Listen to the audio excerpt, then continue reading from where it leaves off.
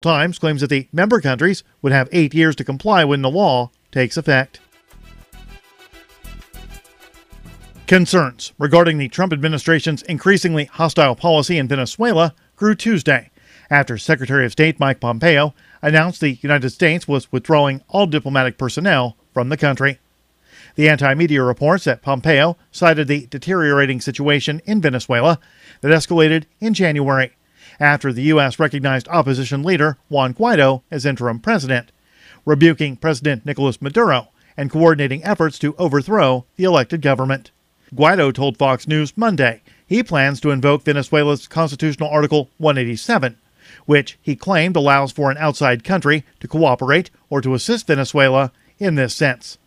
Both Guaido's escalated rhetoric and Pompeo's move came days before a planned rally outside the White House, where thousands of Americans are expected to protest a potential military invasion and regime change in Venezuela. Most recently, a power outage that has gone on for 5 days has led the U.S. to accuse Maduro of failing to run his country effectively, even amid reports in the New York Times that the sanctions the U.S. has imposed in recent weeks are to blame for the blackouts. Support for the Liberty Beat comes from the Conscious Resistance Network, featuring videos, news reports, and articles from a spiritual anarchist perspective. Experience the Conscious Resistance at theconsciousresistance.com. How would you like to have your business featured on the Liberty Beat? You can. Just send an email to libertybeat@snls.news for details. This is the Liberty Beat, produced in partnership with SNLS News and listeners like you. The Liberty Beat is online at libertybeat.news and snls.news. I'm Mick Murrow reporting for the Liberty Beat for Tuesday, March 12, 2019. Reminding you, spread liberty with a smile. Thank you, Jode. I appreciate you taking up this issue. Berto, if a man ain't cooked crisp on the Hellfire Desert, ain't he ought to be left on his own? Well, right, Jode. Immigrants are desperate for a better way of life. We need the strongest of these crude backward browns to keep us all alive. I see the ones that can swim the Rio Grande, too. Berto, you swum that border river to get here, ain't you? Jode, not all Mexicans came here by swimming the Rio Grande. No. I got sympathy. I crossed Huron Lake in a barrel myself using hands as paddles. Lived off the carp. What jumped at me? Now, you swum that river, No, ain't you? Jode, actually, I was born here. What you know about hard work? Ain't never swum no river. Many immigrants, they I say you ain't never knowed a man till you seen his teeth. Show him your teeth. Too many teeth rotting out shows you're dishonest in the mind. You got strong manful teeth, Barto. I apologize. This is the Onion News Network.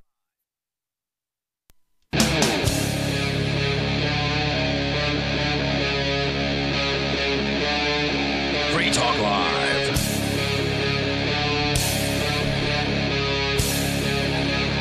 It is Free Talk Live. Dial toll free. Take control of the airwaves and bring up whatever is on your mind. Our number is 855-450-FREE like freedom. That's 855-450-3733. We do have the Discord on-air call-in line rooms that are open and available to you over at discord.lrn.fm. So hop into one of those, we'll get you on the air, and you'll sound almost like you're sitting here in the studio with me, Ian. I'm Laurel. And there's a story that's been in the news now for several days that I've wanted to talk about. And I know you just came across this college admission scandal, Laurel. Yeah. So we should probably talk about that because that's a big headline for the day. Very interesting. But the story that has been interesting to me over the last several days now, and it continues, is the power outage in Venezuela. Now, I don't know how close you've been following what goes on in Venezuela, Laurel. Somewhat, not super closely. Or what allegedly goes on in Venezuela, because it's hard to really know what it is that's happening there. It's not safe for reporters to go down there. So some still are, though. They're risking their lives. Of course. Yeah. And, I mean, everybody's at risk if you're just walking on the streets in Venezuela, because desperate people, when they're hungry, people get desperate. They start being willing to do things that they otherwise would not consider doing to their fellow man or woman. And there's constant, snatch and grabs of people walking down the streets with cell phones and armed robberies, people getting stuck up at intersections. There's stories of people driving like food trucks and being waylaid by gangs of motorcyclists who then rob the food truck. Because they're desperate. I mean, sometimes it's just opportunities, but sometimes it's desperate. There's a quote from Bernie Sanders. It's from an interview in the 80s or 90s, and somebody was asking him, because he was promoting socialism and communism, they were asking him about bread lines in these socialist countries. And he said, bread lines are good because bread lines mean there's bread. Whereas in capitalist countries, the rich have the bread and the poor starve. Ridiculous statement. The poor are clearly not starving in the United States. But in Venezuela, everybody is hungry in Venezuela, unless you're just the richest of the rich. So yeah, it's a great point. And go to the bread aisle in any grocery store in a so-called capitalist country. And of course, what we're talking about here is a mixed economy anyway. It's not a free market or whatever capitalism really means anyway. But in a place where you have a relatively unrestricted market, I prefer the term the free market. I don't think that the free market excludes capitalism or communism. I think it includes both of those as long as they're voluntary. So if you want to have a commune, go ahead. Have a commune. In a way, a family unit is a communist unit. You could look at it that way, I suppose. Or a dictatorship. What's communism? Well, ideally, communism is from each according to his ability to each according to his need, but it never ends up getting there. It's very centrally planned, and they never end up getting rid of the government that they claim they're going to get rid of. Centrally planned means the people, the end user, isn't planning it. Yeah, right, the little people. So in Venezuela, which is a socialist country and the worst on the planet besides maybe North Korea at the moment, because their currency is certainly the worst of all of the world's different government currencies, and that's due to insane levels of hyperinflation. But also, central control and central management fails, and we've seen it happen over and over again, whether it's in the Soviet Union or just looking at our own governments and seeing how inefficient the centralized government is here in the United States compared to, say, industry, compared to the more market-based functions of business. I mean, government doesn't even compare in its efficiency to the marketplace. Well, this is how equality goes wrong, because the idea, or part of the idea, behind centralized planning or just centralizing power is to make everything the same, to even it out as much as you can. So the idea behind it is equality. This is what's happening in our public schools. They keep centralizing them more and more and handing down orders from a central planning committee more and more, and the idea is more federal control. More federal control, but the idea is to sort of end the inequality. But what's happening is they're just screwing everything up and they're making it all bad. It's all equally bad. So centralized planning, because one size does not fit all, and centralized planning, especially with children and in individuals' education, people don't learn the same way. There's different types of learning, and so here's what's going on. This is, again, this has been going on now for, I think, at least 5 days. And this story is the initial one, but there's another one in the New York Times that came out today that this is continuing. But this one tells a good story from the AP. Venezuela's worst power and communications outage Friday deepened a sense of isolation and decay, endangering hospital patients, forcing schools and businesses to close, and cutting people off from their families, friends, and outside world. Now, who shut off the power? Was it the government or some insurgency? Well, the government wants you to believe it was the United States. Oh, we'll get into that. Yeah, we have other things to do. Yeah. While the electricity returned to some parts of Caracas nearly 24 hours after lights, phones, and the internet stopped working, the blackout was another harsh blow to a country paralyzed by economic and political turmoil. Many of the few shops that were open were only accepting cash because without electricity and the internet, they can't process debit card payments, a common method of doing transactions in Venezuela since hyperinflation transformed the bolivar into one of the world's most worthless currencies.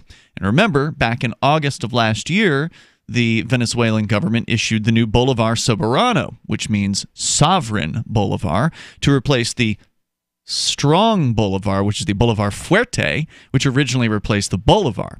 So they're on their third iteration of the bolivar in 2 decades, basically. And what they did when they replaced the Fuerte, the Bolivar Fuerte, with the Bolivar Soberano, was they knocked 5 zeros off of the currency. So imagine going from a 500,000 bolivar note to a 5 bolivar note. That's what it became worth. And of course, the hyperinflation has continued since then. But one of the reasons why they had to do this beyond the trying to pull the wool over people's eyes, which obviously isn't going to work, I would hope, at this point, but because the credit card machines only have so many digit places on them. So if you're ringing up a sale for a dinner and it's in the millions of Bolivar, you're over the number of characters that you can actually enter into the machine. It wasn't designed for that. So they had to change it was one of the reasons why they changed the currency around. I'm desperate, said Maria Isabel Garcia, a 39-year-old office worker who hasn't been able to cook anything for her 3 young children.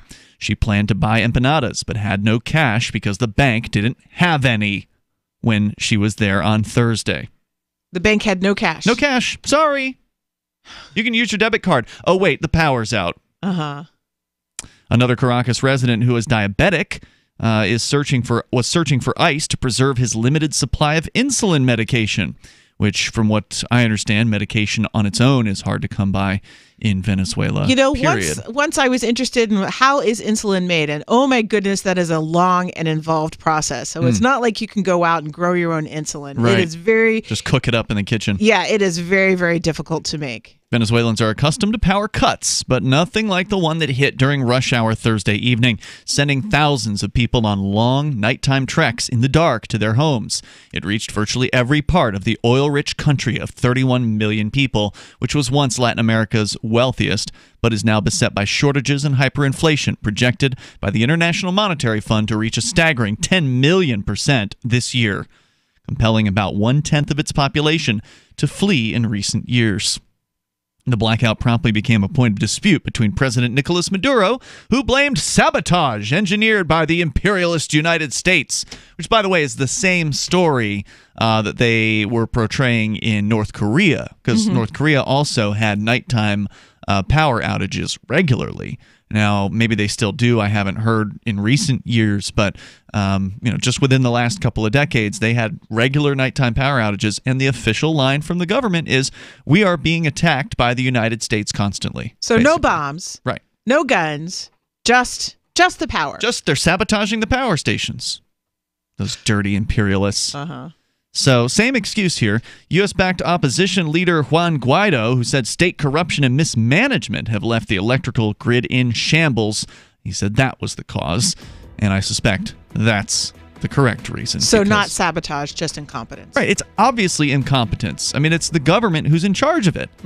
And so whenever you put the state in charge of anything, they're going to screw it up. So let's continue here. More on the just disastrous situation. Imagine 5 days with no power. I can describe that to you when we get back. It's not easy. There's more coming up here in moments. 855, 450, free. At least they're not freezing to death. Are you a cryptocurrency advocate? The Crypto Tip is the ideal outreach tool to help new people discover cryptocurrency. It's a printable business card-sized tip that you can give to service providers, preferably in addition to a good cash tip. When the server scans the QR code, it'll bring up an explanation of cryptocurrency, how to install a wallet, and allow them to claim the tip. If they don't claim the crypto, you get your tip refunded to you after a time period you specify. Plus, if they do claim the tip, you get an email alert. Create as many tips as you want at cryptotip.org. That's cryptotip.org. You love Bitcoin. It's the future, right? Well, no, not if everyone stops using it. I mean, think about it. How many places in your town take Bitcoin? One? None? Let's be real. If this Bitcoin thing is ever going to happen, it's going to need your help. The good news is, the guys at AnyPay have your back. We built a website called helpmetakebitcoin.com. And it's a place you can send any business. And they'll be set up to take Bitcoin in 5 minutes. helpmetakebitcoin.com. There are basically 2 types of advertising, direct response and branding. Radio's great for direct response with its low cost to listener ratio, but audio can't be beat for branding, which is a longer-term endeavor. You want to be the first thing that someone thinks of when they think about your product or service. If you have a local business that you want kept top of mind in your community, call the station. If you need national reach, Free Talk Live's got around 200 radio stations, millions of monthly listening sessions, can suit all budgets, and if we don't think we're right for you, we'll tell you. Email me, mark@freetalklive.com. Bitcoin.com is delighted to announce their latest partnership with the gift card specialists at eGifter. With many of the world's leading brands on their roster, it is now easier than ever to get the gift cards of your favorite brands with Bitcoin Cash. To get started, just follow these simple steps. Visit giftcards.bitcoin.com, pick the gift card you want, Follow the instructions on your screen and make your payment using your Bitcoin Cash wallet. Sit tight and your gift card will be delivered to you as soon as it's ready. That's giftcards.bitcoin.com. This is Michael Dean from the Freedom Fiends. I've run websites since 1996 and have used over a dozen web hosts in that time. AgristHosting.com is the only one that hasn't broken my heart. Agrist Hosting's uptime and service is stellar, and their DDoS mitigation is the best I've seen. That's important because if you tell the truth in this world, you'll ruffle feathers. And some people will try dirty tricks to silence your voice. No matter what the haters hit us with, Agrist Hosting keeps our websites online. If you have a mission-critical commercial presence or a world-changing activism site, you cannot tolerate any skullduggery. So go with agristhosting.com. Have a WordPress or blog site, but you're not satisfied with performance or uptime? Or just want raw hosting? Want to pay with Bitcoin? Agrist Hosting specializes in high-performance hosting with personalized service.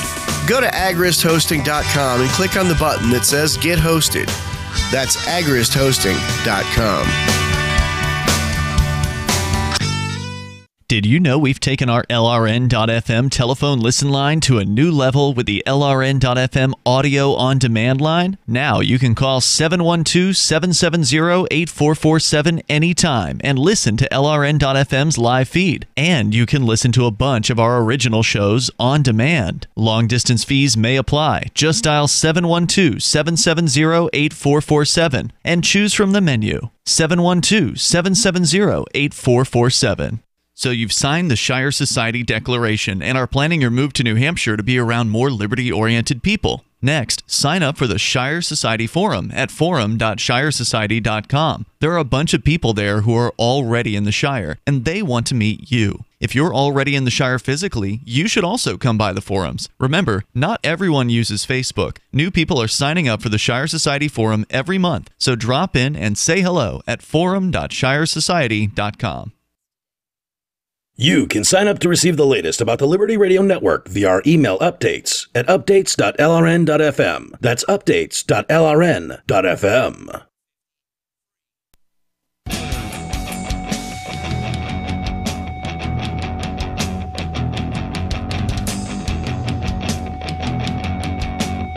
It's Free Talk Live. We invite you to join us here. The toll-free number, 855-450-FREE, like freedom. That's 855-450-3733. We've got the Discord on-air call-in line rooms. They're open and available to you over at discord.lrn.fm. And I just noticed that Ala Loca in our Discord server has posted a Reddit Ask Me Anything. You familiar with the Ask Me Anything concept? I've heard of it before, yes. Yeah, basically, it's in a lot of cases, it's like a celebrity or something like that. It's like, I'm Samuel L. Jackson, ask me anything. And then they basically spend a whole day responding to whatever questions come in, is the idea. And in this case, it's an Ask Me Anything by someone who says he's in Venezuela, has managed to get some power back, but has gone through 4 days of the biggest blackout in their country's history. So we're going to see. I'll parse through this as we go through the show tonight and see what's. She says that there's some crazy stuff that's being said in this thread. So I haven't had a chance to look at it yet. But you can get in our Discord server over at discord.lrn.fm, and you can interact with other Free Talk Live listeners there, as well as post some show prep suggestions in the news story show prep room. But there's different rooms in there. There's the On Air Now, which is where most people chat during the show. But there's people there before, during, and after Free Talk Live. It's Ian and Laurel in the studio here tonight as we continue talking about the power outage that is devastating the folks in Venezuela right now. We're living in some very difficult conditions with food allegedly hard to find, although recently we saw another propaganda piece that was produced by RT. Now, of course, RT is funded by the Russian government, and normally I really like their reporting on the U.S. government. In this case, they were reporting that, look at this grocery store, all these shelves are stocked, everything here's fine. What's all these reports about people waiting in bread lines here in Venezuela? So it's like I was saying before, it's hard to know exactly what the truth is, but one thing's for sure, the government in Venezuela isn't pretending like the power's not out. Okay, so they can't deny this. So it's just RT. Yeah, they can't. Well, the RT's not pretending like the power's out either. This was before the power outage. Okay. The power's definitely out. Now the claim is, is, why. That's what the government is saying. Oh, it's the United States. Let's go to your calls and thoughts. You can bring up what you want. Sean in Arizona, you're on Free Talk Live. Go ahead, listening online at freetalklive.com. Guys, great conversation. I was actually called about something else. But that's okay. Sure, go ahead. When I listen to this thing about government control and what we are subjected to as quote-unquote U.S. citizens, and I don't consider myself a citizen as much as probably a subject or a piece of property of the government, what we're subjected to here is just as bad as what Venezuela does and their propaganda machine. I mean, I'm subjected to somebody telling me that terrorism is so bad I have to be groped or x-rayed in violation of the Fourth and Fifth Amendment rights I was granted by God to be private in my own humanity and due process. I'm not a criminal before I did a crime. I mean, we're propagandized here Absolutely. At a level since 1928 when Edward Bernays wrote the book Propaganda. This machine here makes Goebbels look like an amateur. Well, there's no doubt that the similar things go on in the United States. It's just more pronounced in Venezuela because, we have inflation in the United States. They have hyperinflation in Venezuela. So they're getting damaged by their government at a much greater clip than we are. The government here has done a good job of, screwing people over the long run. But I wouldn't say things are as bad here as they are in Venezuela. Well, no, what he was talking about is the propaganda. And there's definitely plenty of propaganda in the United States. I mean, it starts when you join the government school system. Yes. They begin the propaganda there. I agree. And then the people who graduate from the government school system then go into mostly government-run colleges. And then they they are continued to be propagandized about why we need the government, how important it is, and how great it is to have a government around a coercive monopoly like this. That's why free speech is so important and the deplatforming issues on YouTube are so critical. Sure, but then those same journalists who get educated at government universities then go out to create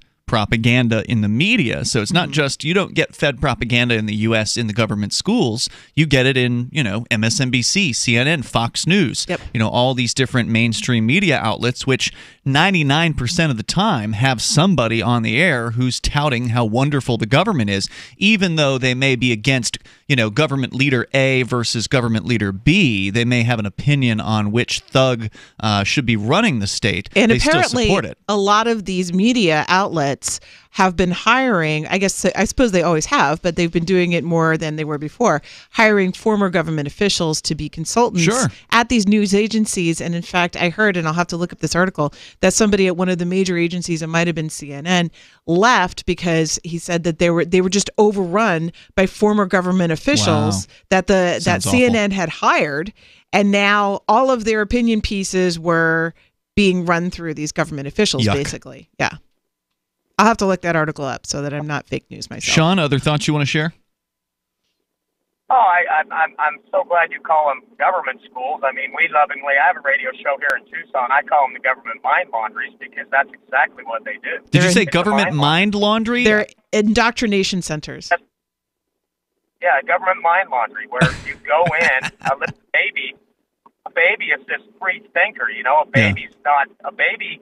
Will walk up to, I live in Arizona, we'll walk up to a scorpion or a Gila monster and go, oh, I'm curious, I'm a thinker, I'm not going to run and hide from something, until they get into the mind laundry, and they immediately instill fear of being what I am as a true anarchist. I'm not an anarcho-capitalist anymore, I'm just an anarchist. I gave up on all of it because of the force and threats and coercion involved. And it starts in kindergarten when the bell goes off. You got to get up and run. Just like prison. Thanks for the call, Sean. I appreciate hearing from you. That's where else they have bells. From what Mark Edge, who is one of our regular co-hosts here, has said. He spent 8 or 9 years in prison. And they got bells there too. And buses. 855-450-FREE. That's the toll-free number. Let's go to Matthew in Louisiana, listening online via TuneIn, via that app. Go ahead, Matthew.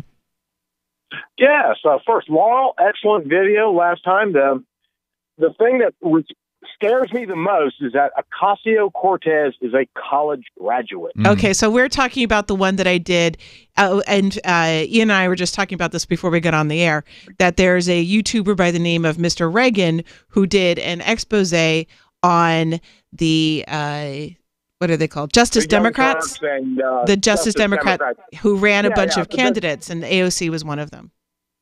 Right, and their percentages rates were not that great. But now it's like AOC is the new it girl, and Nancy Pelosi ain't liking that. So hopefully Nancy Pelosi will do the deed, and we'll just be like, oh, shame, AOC.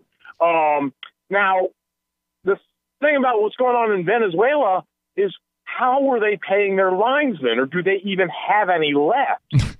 I mean, some poor government bureaucrat who's up on his Marxist doctrine but doesn't know squat about electricity has how to repair a high-tension line in one hand while he's sitting there trying to figure out why this isn't about the lines. I mean, it couldn't possibly be about the lines. This is about their power generation, like the source. There's a problem. There's got to be a problem there.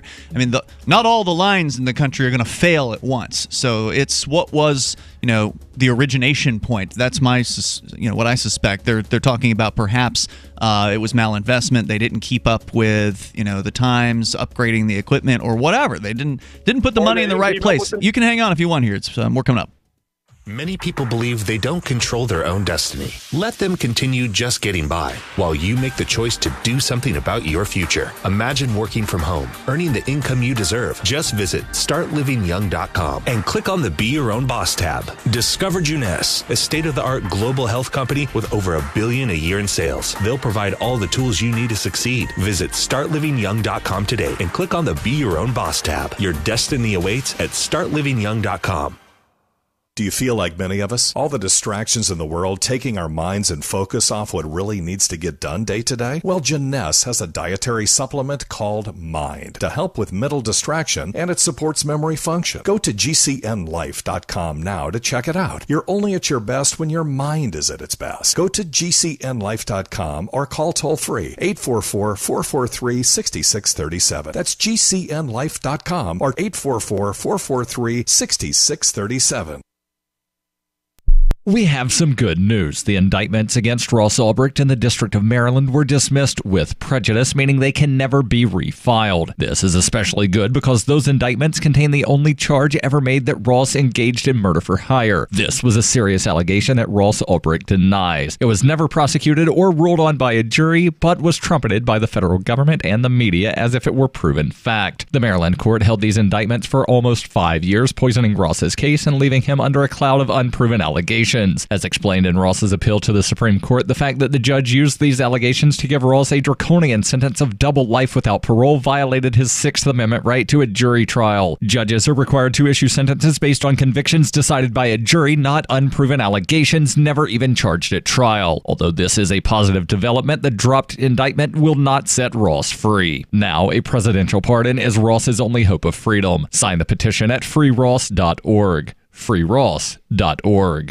The new 4th edition of Healing Our World, The Compassion of Libertarianism, will take your understanding of liberty to a deeper level and has over 1,300 updated references, new cartoons, and a foreword by Dr. Ron Paul. With discounts for multiple book purchases, the 4th edition of Healing Our World is a great gift for the liberals, pragmatists, environmentalists, and Christians in your life who think libertarianism is cold-hearted. Get yours today at healing.freetalklive.com and use promo code FTL for a $5 discount.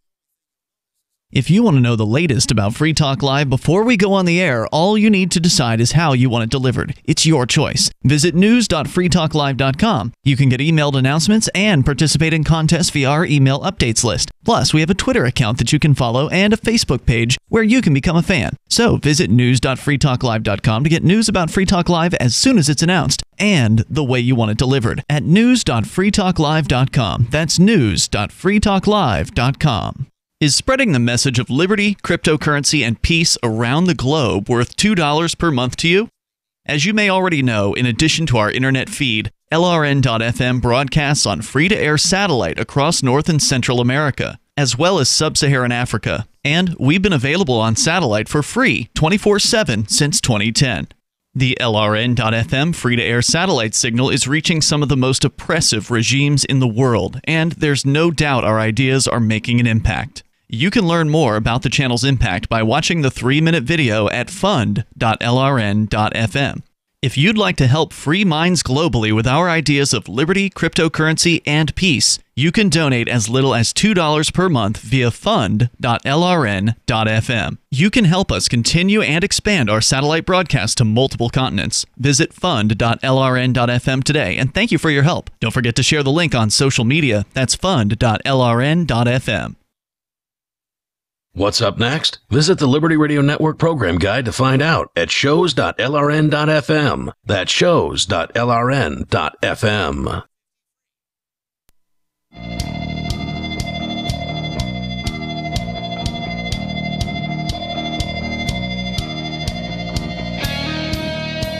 Free Talk Live. You dial toll-free to join us here. You can bring up whatever you want. Ian and Laurel in the studio tonight. Our toll-free number is 855-450-FREE, like freedom. That's 855-450-3733. For years, libertarians have wanted what they now have in liberty.menu. It's a business directory, basically. It also includes digital content creators and events for liberty-minded folks, people who reject the initiation of force and who agree to abide by the ethics of the non-aggression principle. If that describes you, then you ought to be up over at liberty.menu. Whatever it is that you do, maybe it is a business that you run or more than one of them, it's free to list up there at liberty.menu. You can also use code FTL, and you'll get a Free Talk Live listener badge for your profile. We can't give you a discount because it's free. So liberty.menu. Go check it out. As we continue with your calls and thoughts, Matthew is on the line with us in Louisiana, listening via TuneIn. Go ahead, Matthew. Okay, well, the other thing I would suggest then, if it's not the lines, then it's probably deferred maintenance. Yeah, that's basically what Ian was saying.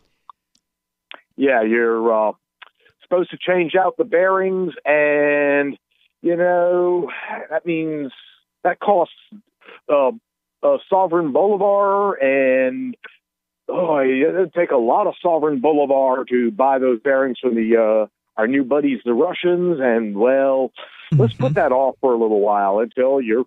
Right. This is a government that, just to be clear, can't even pay its own bill to print money. Okay, so it was like a year ago that we reported on this story. Now, by now, I think they've found another printer and they've managed to pay them because they've launched a whole new currency. But there was a time at which they had a few $1 million bill, a debt with a private money printer. So the government bank there doesn't do its own printing. They hire it out to a private printer called, at least it was called LaRue, I think. It's like apparently one of the world's largest, if not the largest, private money printer. And so they had a huge bill with LaRue and they weren't paying it. Now I want a career change. I want to be a private money printer. Yeah. Well, they're not taking what they're printing, right? Like they're only going to accept other world currencies. So Venezuela can't pay its bill with LaRue with the money that LaRue prints from them. Right. So, I mean, if they can't even afford to pay for their money, there's a good chance they're not being able to afford a lot of things within the government. Well, it's just the more magical thinking from socialists. It's the same way they treat their oil wells. Just open them all the way up and money flows out of them.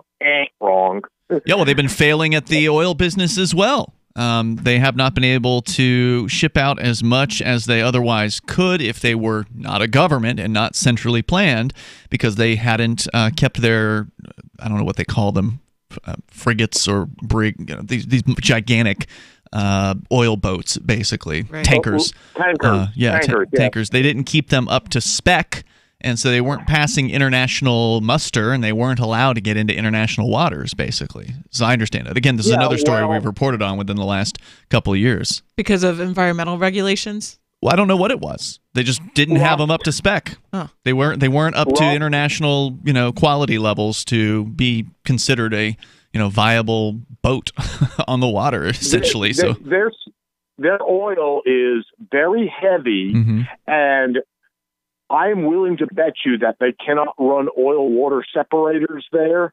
So they're loading oil that is very well contaminated with salt water from the oil wells, and it's rusting the hulls.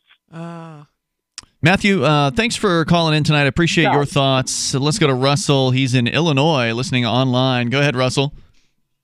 Yes, hello. You guys were talking about the movie Unbreakable last week. I was just curious if you guys know about, there actually is kind of a true story about, they didn't make the movie based on a true story, but there's actually an individual true story similar to the story Unbreakable.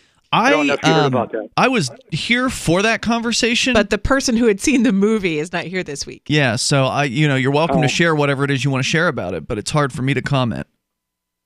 Well, the movie is based on genetics. Have you seen the movie? Do you know to understand the movie, or do I have to kind of? I don't think I've seen it. I haven't seen it.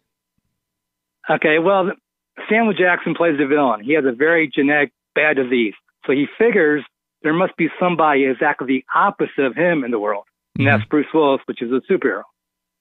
Okay, follow me so far? Yes.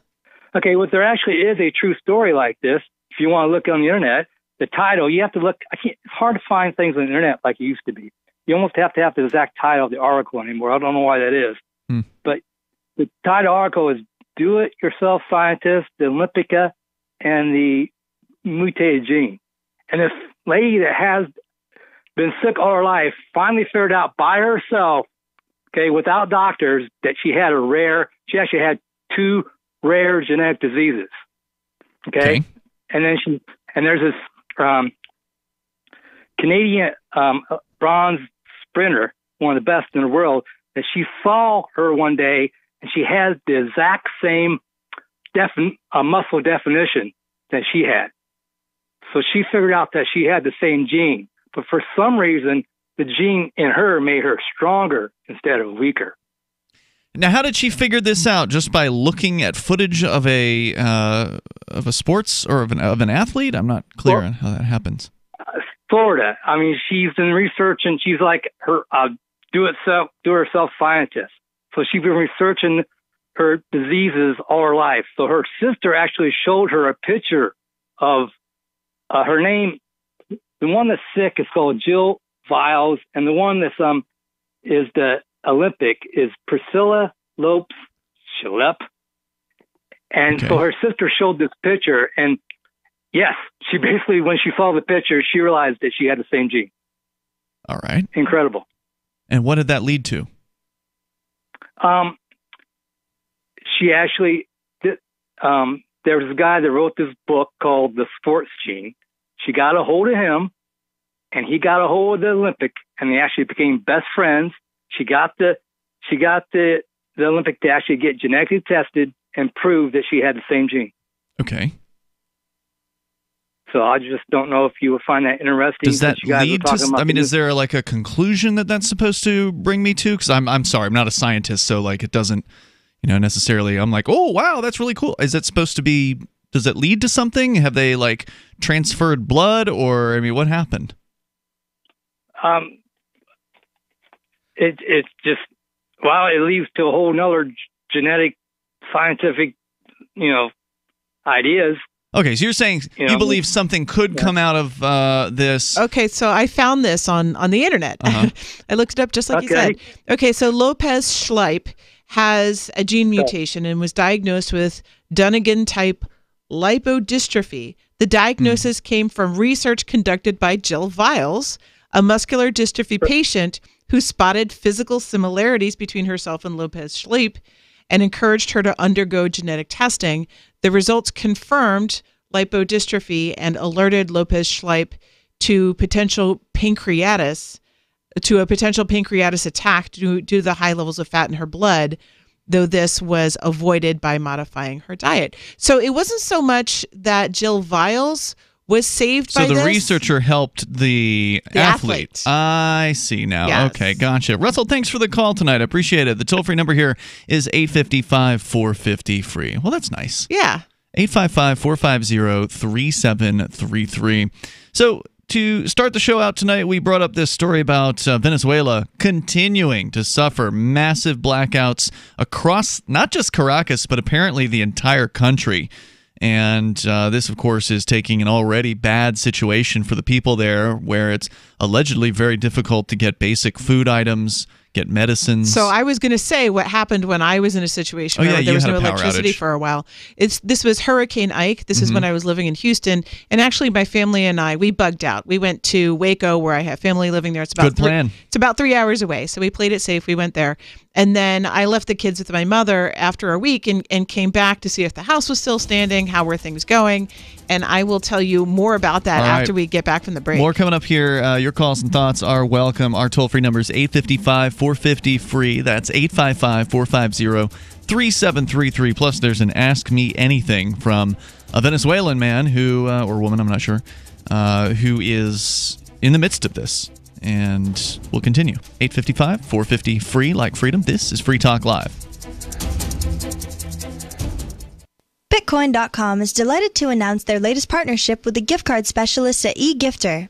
With many of the world's leading brands on their roster, it is now easier than ever to get the gift cards of your favorite brands with Bitcoin Cash. To get started, just follow these simple steps. Visit giftcards.bitcoin.com, pick the gift card you want, follow the instructions on your screen, and make your payment using your Bitcoin Cash wallet. Sit tight and your gift card will be delivered to you as soon as it's ready.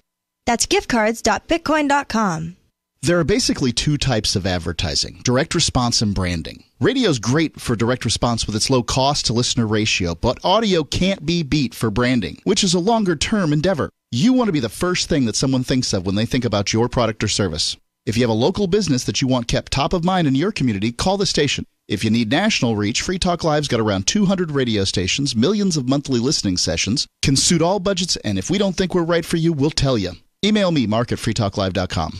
Pain in my neck, back, and shoulders has really gotten worse. Relief for body pain is here with Sunny Bay heating pads. Well, the last thing I want is to take another pill, so what's so good about Sunny Bay heating pads? Sunny Bay heating pads, made by Biomed DB Design right here in the USA, come in all sizes. Our extra large microwavable heating pad for back pain is designed to be large enough to cover your entire back. It's also perfect to wrap around your legs, knees, or shoulder and neck. But I need to know they're good quality. Of course, Sunny Bay heating pads and pillows are often an Amazon choice, and it's easy and most affordable when you purchase your Sunny Bay heating pads right from our website, sunshinepillows.com, or call us 253-678-1361. Hey, a Sunny Bay heating pad would make a great gift, right? Yes, and they start at just $19.99 and free shipping is available. So call 253-678-1361 or shop for your Sunny Bay heating pad at sunshinepillows.com. After a flood of customer complaints, Kay Jewelers issued an immediate recall this week of over 2 million cursed engagement and wedding rings. The company's director of public relations released an apology to those afflicted. I can assure our customers that we were not aware our manufacturers were sourcing diamonds tainted by the darkling Urla. We're strongly recommending customers who have not yet returned their purchases for a full refund to place a mirror in a bowl of black salt, mold a poppet in your image out of clay and your lover's hair, and then burn the poppet in the mirror before the next full moon. Industry experts are calling this the most egregious safety oversight in jewelry production since 1973, when Zales disturbed the grave of the 16th century sorcerer Maelor. Sometimes I wake up and I'm trapped in this oil painting of a German village. They told us that there was a 68% chance that our child would be born with no soul. They sent us this disclaimer suggesting we leave the changeling in the wood and return only at our own peril.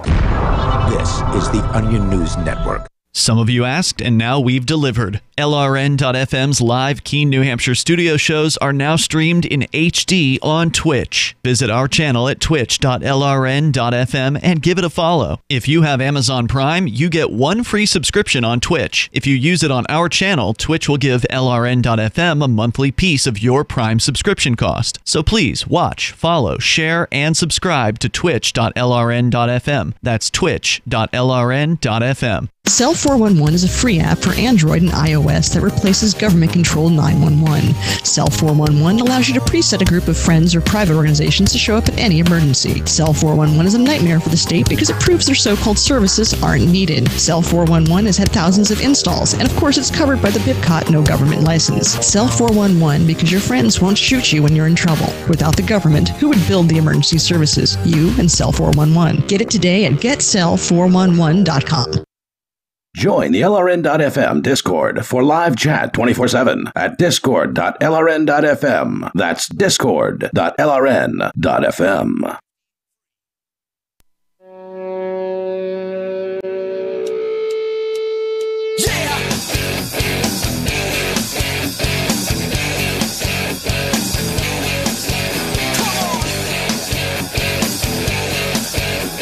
Free Talk Live. You dial toll free, bring up anything you want. Our number is 855-450-FREE. That's 855-450-3733. We've got the Discord on-air call-in line rooms over at discord.lrn.fm. Question on the Ask Me Anything for a gentleman from Venezuela calling himself Alfonso. Question: what do you think the many leftists in the first world claiming the problem in Venezuela or the problems in Venezuela are because of the CIA, and that Maduro, who's the president of the country, is blameless for everything? In addition, as I understand, there's a clause in the Constitution that says the National Assembly can remove the president from power via a vote and elect an interim leader like they did with Guaido. How accurate is this? The answer from Alfonso, he says, saying that Maduro is blameless for everything is such a BS claim. Those words come from people that never visited Venezuela and only inform themselves from left-wing blogs that spread lies. As for the clause in the Constitution, we didn't remove the president. Its previous period just ended, and the next one was illegal because the last elections were considered a fraud. I know it's a very tricky subject, but I think you'll get it if you read this article. And then he links over. What's going on there is they had an election. Maduro won. I'm putting air quotes around that. And basically the other side had protested the election, saying it was essentially an unfair, just a scam, basically from top to bottom. And the other side said, this is our president, Juan Guaido. We are, this man, we elected him. And so you basically have two different people claiming that they are the, legally elected president there. And then you have other governments from around the world that are kind of taking sides. So Russia and Cuba and a couple other places are backing Maduro, the old president, and because he owes them money, right? And they want their money.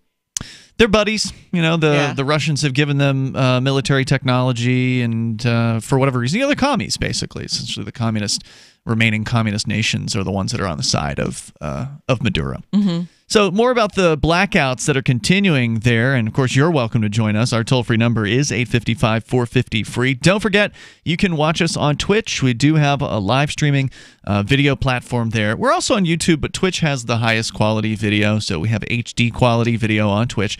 Go to twitch.lrn.fm. That's twitch.lrn.fm, and that's where you'll find our video feed. And you can follow us there, and then when you do that, you'll get notices when something goes live on that feed. And you can see me really well now, because now there's a camera right on me. Two cameras on me. One of them's right on front of me. That's right. And it's there over at twitch.lrn.fm. And it's free to watch, so please check us out there.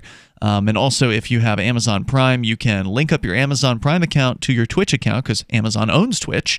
And then you can, if you've got, again, Amazon Prime, you can assign us your free Twitch subscription every month. So because you're an Amazon Prime user, you get one free Twitch subscription. Maybe you didn't know that. You get it. If you don't use it, then Amazon just keeps the money. If you do use it, then Free Talk Live and LRN.FM get a couple bucks from that. So we appreciate it if you do that. And the instructions on how to do it are right below our main video window on twitch.lrn.fm. Back to the story from the AP, just kind of taking a picture of what it's like there in Venezuela, where already life was pretty difficult, according to many of the people living there. Now they don't have any power, and it's been that way for most of a week. Basically, it started Thursday during afternoon drive, people going home from work. So I'll give the rest of my story of there was no power for a week. So I came back after a week. Just me. I'd left the kids. After it was already out for a week? It was out for a week, and I came back without the kids just to check everything out. And my house had electricity, but I lived on the very edge of the city. And I went in to go and see if I could get some groceries and stuff. And that's when you just start to sort of feel this tension. Apparently, and I learned this because of this experience, all across the United States, maybe this is throughout the West, we've got about a week. We've got about a week without electricity before people start to lose it. And we were just getting to that point because everybody, it's a hurricane-prone region, so everybody knows that, and they have about a week of emergency food. They've got a week of food. They've got a week of water. They've got a week of gas.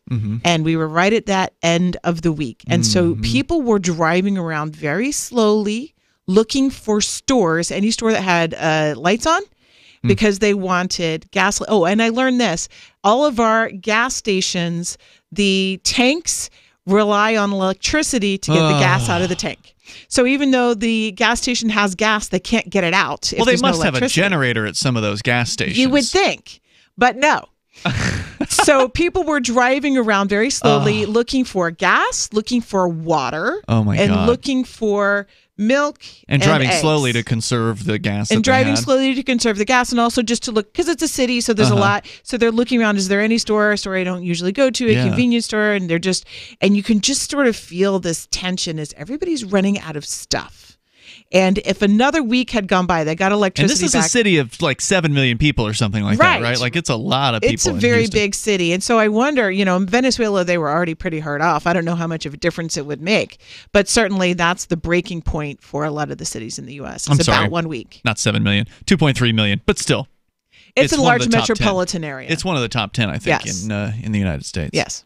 So you felt the tension between people. Indescribable. Well, also, it's a very hot part of the country, and nobody had air conditioning. And nobody would live there without air conditioning. And, a lot of old people will die because they're not getting enough water or whatever. It's usually dehydration that kills people in those situations. Yeah. So how long after you got back did the power come back? It came back on about the next day. So, Dodged the bullet. They needed it back. There were regions, there are outskirts of the city and some of the suburbs nearby that didn't get it back for a month. But the city got it back after a little over a week. Elsewhere in the city, in Caracas, Dr. Luz Ardila Suarez, a gynecologist, said many staffers at the hospital where she works were still on the job Friday morning, which was the morning, the first morning after the power went out, because they couldn't get home the previous night. She said the hospital's generators had enough fuel for another day or two, and that she was especially worried about patients in intensive care. Oh, yeah. She said there are patients who are connected to machines, and of course, there's no water. The director of Coda Vida, the coalition of Venezuelan health advocacy groups, reported that thousands of dialysis patients were going without treatment as a result of the blackout. While some hospitals were able to rely on backup power sources, others were completely dark. By early Friday afternoon, residents and pro-government state broadcaster VTV reported power was returning to parts of Caracas. Traffic lights in several neighborhoods were back on, while at one office building the electricity flickered to life and then turned off. Still, Venezuela's economic woes are likely to increase as U.S. sanctions against its oil industry take their toll. Part of an international effort to push Maduro from power, the U.S. and about 50 other countries have backed Guaido's contention that he is the interim president of Venezuela and that Maduro's re-election was illegitimate because major opposition leaders were barred from running against him. Maduro would arrest you. Basically, he would cook up a reason to throw you in a jail cell if you tried to run against him. As we discussed before, how do we know that this other opposition guy is going to be better? Maybe he's marginally better. It's hard to be worse. But if he gets in there and we support him and then he does bad things, are we responsible for that? Well, I'm not supporting him necessarily. I'm just watching. Right. He's a socialist. His party's a socialist party. So right. It's not going to be that much better, whatever it is. Guaido and Maduro, whose chief backers are Russia and Cuba, planned rival demonstrations Saturday as they seek to energize supporters. Does it matter if you get backed by Cuba? I mean, can they do anything? Are they just sending well wishes? They just got internet access in Cuba.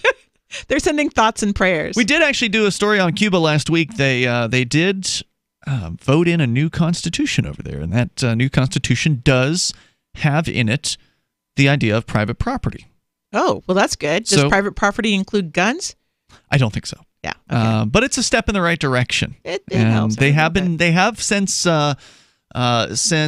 Chavez, since what's his name, the old dictator in Cuba, Fidel. Thank you, Fidel Castro. Since he passed away, things have changed a little bit over As there. Sarah would say, it's a start. For the better, it really is. They've been allowed to make more decisions with their property. They're allowed now to have some private property. So what happened was the constitution that they put in essentially legalized the things that had been happening already, which is to say, to allow people to have a little more autonomy over their own lives and decisions and things like that. Just this December, so 3 or 4 months ago, they allowed their individuals to receive internet on their cell phones. So now they actually have a connection to the outside world easier than ever before. And it's just crazy what's banned in other countries. Yeah. We don't even think about it. It is crazy. And so they just now got like a ride-sharing service in Cuba. Never had that before. Now they have it.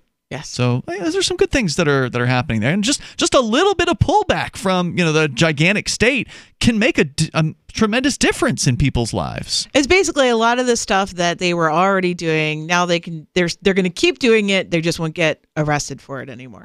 We got more coming up here. We'll get what the Venezuelan state's excuses. What are they saying about this power outage, which continues into today? The story I'm sharing here is kind of one of the initial pieces. I've got one that also came out today. Now 5 days into these power outages, mass power outages across the entire nation of Venezuela. 855-450-FREE is our toll-free number. Plus, we got this college controversy scandal coming up, too. Trading involves financial risk and is not suitable for all investors. Past results do not guarantee future performance. Most people in today's economy are taking a roller coaster ride with their investments. With Vantage Point software, you can remove that dynamic from your investment strategy once and for all. Vantage Point has spent the last 3 decades perfecting an artificial intelligence process that you can put to use today to take advantage of market fluctuations and make money no matter which way the market moves. Vantage Point software analyzes massive quantities of data all around the world in seconds, so you get the information you need to make the right decisions to optimize your profits. For a limited time, Vantage Point is giving away a free market forecast that will show you which stocks are about to take off, and you'll be able to use this forecast immediately. Text NOW to 411-411. We'll send you a link to your free market forecast so you take back control of your financial future with Vantage Point software. Text NOW to 411-411. Text NOW to 411-411. When you hear the word lobbyist, you probably think about greedy corporations, but not all lobbyists are the same. Some are fighting for the freedoms you hold dear. Liberty Lobby LLC is doing just that in New Hampshire, working hard to represent you, not some special interest group. You can help by going to libertylobby.info, where your contribution will give us the tools we need to ensure that your voice is heard. Visit libertylobby.info today to find out more. So you've heard all 3 hours of the latest episode of Free Talk Live, and you're still hungry for liberty-oriented audio content? Did you know that we have another 24/7 audio stream at LRN.FM? The Liberty Radio Network airs the latest episodes of some of the best liberty-oriented podcasts on the internet around the clock. In addition to recorded content, you'll also hear live shows like Free Talk Live, originating from our Keene, New Hampshire studio. So listen anytime at LRN.FM. That's LRN.FM. You're listening to the live edition of Free Talk Live. Hour number 2 is next after the news here on the Liberty Radio Network at LRN.FM. This is the Liberty Beat, your daily source for Liberty news and activist updates. Produced in partnership with SNLS News and listeners like you. Online at libertybeat.news and snls.news. I'm Mick Murrow with the Liberty Beat for Tuesday, March 12th, 2019. Gold opened the day at $1,297. Silver opened at $15.39. And Bitcoin is trading around $3,852.65. Today's prices are brought to you by InnoScale. Take off with Managed Cloud. Looking for a safe, secure way to store your important files online? Let InnoScale handle it for you. Their high availability cloud servers are the perfect solution for clients needing one or more secure, scalable servers with built-in hardware failover protection. For details, see them online at innoscale.net. In the news, a new WikiLeaks document has raised suspicion over the appointment of Saudi Arabia, one of the world's worst human rights offenders, to oversee the UN Human Rights Council. The Anti-Media reports the international nonprofit organization that publishes secret information, news leaks, and classified media has uncovered secret documents showing that the UK had a major role in the controversial decision. According to documents released last month by WikiLeaks under the headline, "What has WikiLeaks revealed about David Cameron and the Conservatives?" The UK engaged in secret vote trading with Riyadh to ensure both states were elected to the UN body. It also suspects that payments may have been made to get the Saudis appointed to the coveted position. One of the cables shows that Saudi Arabia transferred $100,000 for expenditures resulting from the campaign to nominate the kingdom for membership of the Human Rights Council for the period 2014 to 2016. It's unclear where or how the money was spent. The Liberty Beat is sponsored in part by Brave Botanicals. High-quality kratom and CBD at reasonable prices with excellent customer service. Brave Botanicals is activist-owned and mission-driven, fighting for your right to consume plant-based medicine and natural remedies. Find out more at mybravebotanicals.com. And right now, Liberty Beat listeners can save 10% by using promo code SNLS at checkout. This is the Liberty Beat for Tuesday, March 12th, 2019. Find us online at libertybeat.news and snls.news. Your news now continues. A recent European Union announcement about national IDs will destroy millions of people's privacy and create a near-global biometric database. Activist Post reports that an article in Statewatch News revealed that the EU has agreed to create a mandatory national biometric ID card. Earlier this week, the Nepal government announced their plans to roll out a national biometric ID card that will affect 30 million people. All the EU needs is for 28 ambassadors to say yes. And just like that, 512.6 million citizens will be forced to give up their privacy if they want to travel.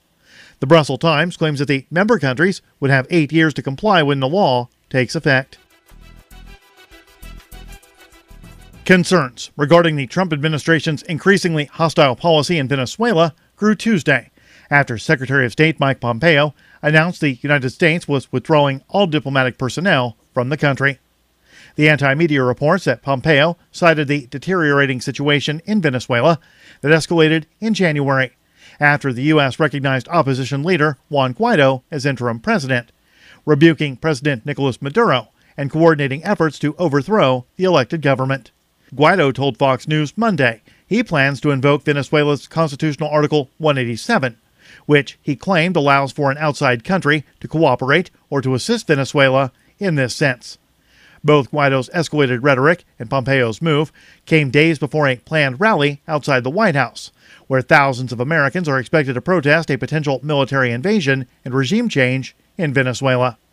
Most recently, a power outage that has gone on for 5 days has led the U.S. to accuse Maduro of failing to run his country effectively, even amid reports in the New York Times that the sanctions the U.S. has imposed in recent weeks are to blame for the blackouts. Support for the Liberty Beat comes from the Conscious Resistance Network, featuring videos, news reports, and articles from a spiritual anarchist perspective. Experience the Conscious Resistance at theconsciousresistance.com. How would you like to have your business featured on the Liberty Beat? You can. Just send an email to libertybeat@snls.news for details. This is the Liberty Beat, produced in partnership with SNLS News and listeners like you. The Liberty Beat is online at libertybeat.news and snls.news. I'm Mick Murrow reporting for the Liberty Beat for Tuesday, March 12th, 2019. Reminding you, spread liberty with a smile. It's the Onion Radio News. JCPenney abandons its 45-second sale. This is Doyle Redland reporting. Word came today from JCPenney headquarters in Plano, Texas, that the retail giant will discontinue its 45-second sale. The bargain bonanza, in which all JCPenney merchandise is discounted by 60% for 45 seconds starting at 1 p.m. daily, simply wasn't pulling in enough revenue. CEO Alan Questrom. The 45-second sale drew very strong customer response, but regrettably, only a handful of shoppers actually got to capitalize on our fantastic prices due to the horrific injuries they sustained during their stampede to the cashier. Questrom added that plans are in the works to create a longer 2-minute sale intended to give frantic shoppers at least a fighting chance to enjoy incredible store-wide savings. Doyle Redland for the Onion Radio News, online at theonion.com. This is the Onion News Network.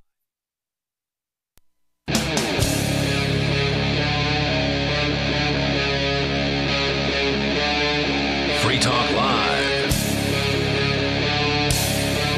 It is Free Talk Live. You're invited to join us here. The toll-free number is 855-450-FREE, like freedom. That's 855-450-3733. We also have the Discord on-air call-in line rooms over at discord.lrn.fm. Ian with you tonight. I'm Laurel. Also, we've been discussing Venezuela and the power outage that is continuing now into its 5th day. It started late Thursday last week, and of course the government is saying it's not our fault.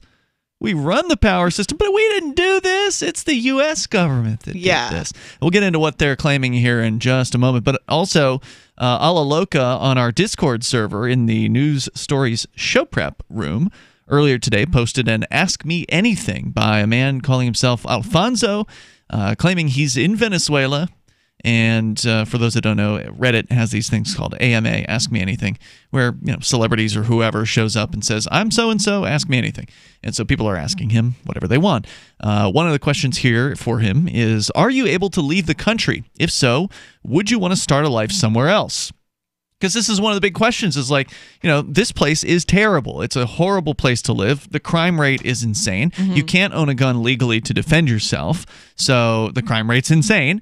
And you've also got a bunch of desperate people who are willing to do desperate things. So, add all the circumstances up, and you've got a very, very dangerous place for people to live, let alone the fact that it's hard to find food, according to many of the people who are living there. Of course, if you believe what RT put out, and it's just no problem. There's food everywhere. Everything's totally fine. While others are saying, studies have been done that show the average Venezuelan has lost basically 12 to 17 pounds in a year, just because they're not eating 3 meals a day. They're eating maybe a meal, stretching it out over. In regard to the question of would you leave if you could, I've dealt a lot with refugees and asylees. For the audience members who don't know, I'm an immigration lawyer. Yep. And my experience with refugees and asylees is they're qualitatively different from just about all other immigrants in that refugees and asylees all want to go home, but they don't want to go to home as it is now. They want to go back in time and go back to home where it was before. Mm-hmm. So they're very hard to integrate into society because their heart's not in it. They didn't really come willingly. They're grateful. They're grateful that they're safe, but they want to go home. And indeed, he says, I don't have a passport, and something as simple as getting a new one is almost impossible. And then he links over to an article that explains, it's in Spanish, but I did translate it to take a look at it. It's basically out of the reach of anybody. You can't afford it. Right. Incidentally, for people who are applying for refugee status or asylum status, they don't need a passport. They just need to get there. They just need to get there. The problem is getting on the plane. It's the airlines aren't going to let them on the plane. Right. So you have to get on a boat or something like that. Government officials, he says, want you to pay enormous amounts of money. And I honestly don't have that much in my account with my work as a writer and comedian. He says, if everything keeps worsening, my last option is to leave the country with my ID to a South American country like Argentina or Colombia, but I can't go anywhere at the moment as my family depends largely on me. So there's a lot of reasons why people stay, even in a bad situation. It's one thing for an able-bodied adult to hike to safety. It's another thing altogether if you have small children. Or somebody in a wheelchair, an old person or something like that, right? Then going on here, another question from somebody, and this is more of a statement than a question, but it's relevant. Says, first of all, I'd like to say I hope you and your family and friends are all doing okay or as best as you can be with the situation. My question is this: did you ever think growing up that this would happen? How long ago did you come to the realization of, this is happening? My sister-in-law is from Venezuela. I had no idea the troubles you guys were having until a few years ago. Her parents came for Christmas, and they were shocked at the amount of foods and types of different choices of foods that we have at grocery stores here. He says he's in the U.S. I was heartbroken that they were buying extra suitcases and stuffing them full of, take a guess. Honey? Toilet paper. Toilet paper. I don't know why I guessed honey. There's a huge problem. I bought honey today, so there's a huge problem with no toilet paper. Toilet paper is very hard to find in Venezuela, and it has to do with the money situation there. It doesn't have to do with the fact that there's no toilet paper. There's plenty of toilet paper. Somebody's more than happy to sell you a pallet full of toilet paper if you can pay them in dollars. Mm-hmm. They're not going to take the Venezuelan bolivar for the toilet paper. Maybe you can use the bolivars instead of the toilet paper. It's going to get that bad, but they're not going to do that, and in order to get dollars, you have to get them on the black market, basically, or you can accept them, in public. But I think there's some level of risk to doing that. Although what we're hearing in the blackout is that more people are spending dollars at legitimate stores. You're not supposed to be able to do that. There's like a government policy basically that says you have to use the bolivar. If you go into the bank, you can exchange $1 and get bolivar. But you cannot do the reverse. You cannot get dollars out of the bank in return for bolivar. And this is something we discussed on a previous broadcast, is that when just about everybody in the country is breaking the rules because you really can't live by the rules anymore, then it gives the government the opportunity to arrest anybody at any time and then say, oh, well, you broke this law. So basically everybody's a lawbreaker and they can pick and choose when to arrest people. Precisely. So Alfonso, who's the Ask Me Anything person, says, thanks for the support. I didn't realize how effed up we were until I was about 15 years old and Chavez started to really ruin the country. Then he died and Maduro basically completed the destruction. I've never known another government. For more than 20 years, Chavismo has governed my country. I'm only 22, and I don't know how it feels to have something different. We continue here with your calls and thoughts, of course, are welcome. We are sharing the story from the AP, one of the initial pieces that I think was published on Friday about this blackout, where state-owned electricity operator blamed the outage on an act of sabotage at the Guri Dam, one of the world's largest hydroelectric stations and the cornerstone of Venezuela's electrical grid. Information Minister Jorge Rodriguez described it as a, quote, cyber attack intended to derail the whole system. So you got hacked, and that's the reason why there's no power basically across an entire nation? Venezuelan Defense Minister Vladimir Padrino Lopez echoed the official line, saying there had been a, quote, new aggression against the country's power system that was aimed at destabilizing the country. The leadership of the security forces has remained loyal to Maduro despite appeals from the opposition to turn against him. Even if you got hacked, wouldn't you be able to get it back up online after just a couple of days? You would think, right? Yeah, I'm not a computer expert, but I would think that as long as the equipment isn't damaged and the equipment doesn't need to be replaced, you should be able to get it back. Yeah, reboot. Reinstall the operating system. Unplug it and start it up. You got a backup, right? Yeah. Every professional should have a backup, especially one that's, the whole country relies on. And if it's true that they actually have only one real source of power generation, that's also a problem. I mean, that's a, organizational issue with how your power system's set up. Yeah. You ought to have some other ways of generating power. Again, I'm not a power expert or anything like that, but the more points you have of, power sourcing, the more impervious you would be to any kind of failure like this. U.S. Secretary of State Mike Pompeo said Maduro was to blame. He wrote on social media, quote, Maduro's policies bring nothing but darkness. No food, no medicine, now no power. Next, no Maduro. We can only hope. Of course, when he says things like that, it almost sounds like he did it. If he says this is bringing us toward Maduro leaving, maybe that doesn't help the point he's making. High-ranking officials has been accused in U.S. court proceedings of looting government money earmarked for the electrical system. Venezuelan authorities routinely accuse the opposition of sabotaging infrastructure, though they rarely provide evidence. The government keeps home power bills exceptionally low, just a couple of dollars a month, relying heavily on subsidies from the Maduro administration, which is under increasing financial duress. Venezuela's normally hyperactive social media was muted during the blackout.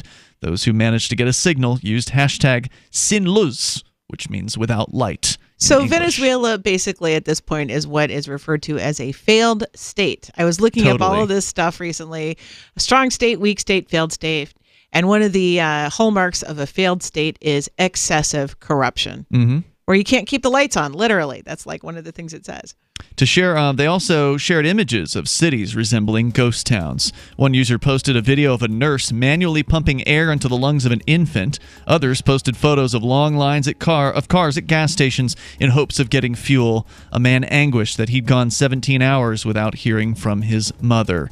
A little bit more coming up here. Your calls and thoughts are welcome. You want to comment on disasters like this? Government-created, completely avoidable disaster? 855-450, free like freedom. You can join us here. It's Free Talk Live.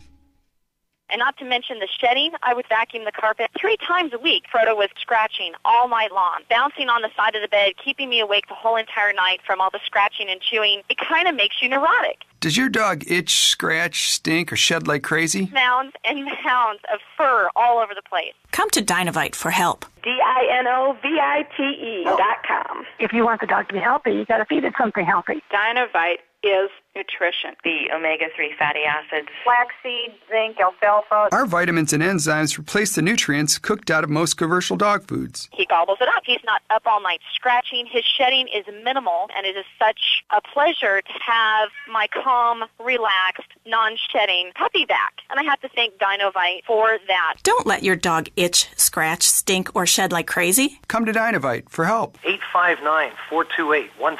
859-428-1000. DINOVITE.com. Bitcoin.com is delighted to announce their latest partnership with the gift card specialists at eGifter. With many of the world's leading brands on their roster, it is now easier than ever to get the gift cards of your favorite brands with Bitcoin Cash. To get started, just follow these simple steps. Visit giftcards.bitcoin.com, pick the gift card you want, follow the instructions on your screen, and make your payment using your Bitcoin Cash wallet. Sit tight and your gift card will be delivered to you as soon as it's ready. That's giftcards.bitcoin.com. Go to themorganreport.com and receive updates and insights you will not find anywhere else on the web. You will discover how to grow and protect your wealth under all market conditions. The free Morgan Report provides interviews, webinars, question and answer sessions, plus mind-blowing videos. As David Morgan says, let my passion create your wealth. Themorganreport.com. Themorganreport.com.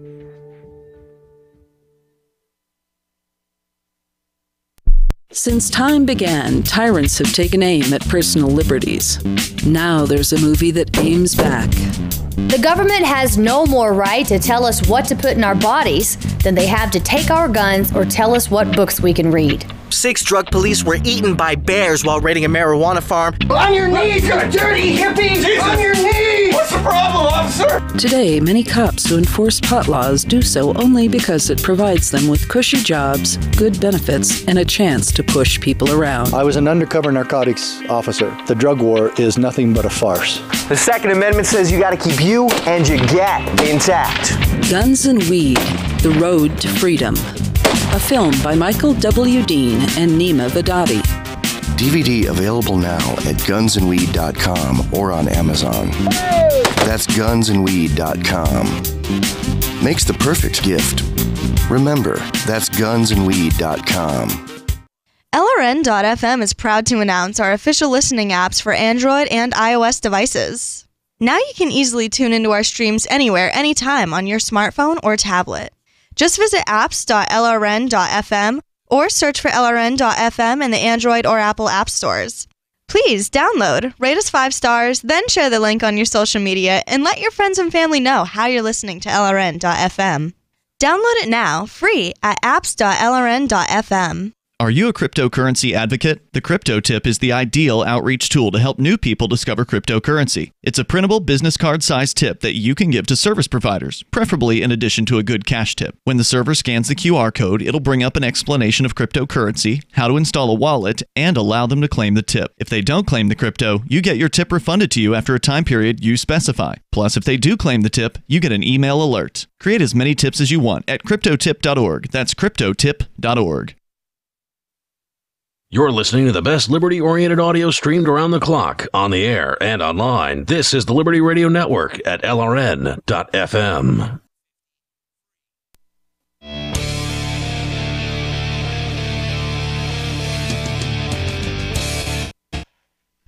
It's Free Talk Live. Dial in toll-free. Bring up whatever you want. Our number here is 855-450-FREE, like freedom. That's 855-450-3733. Well, one of the things that people were able to do in Venezuela before the blackout started was mine Bitcoin. It was one way for people to actually make some money without having to, go through the traditional get a job method of doing things, because you don't get paid jack squat for working in Venezuela. It's like a few bucks a month, basically, is the minimum wage there. And that's after the minimum wage has been raised, dramatically over the last couple of years just to try to keep up with inflation, which, of course, it doesn't.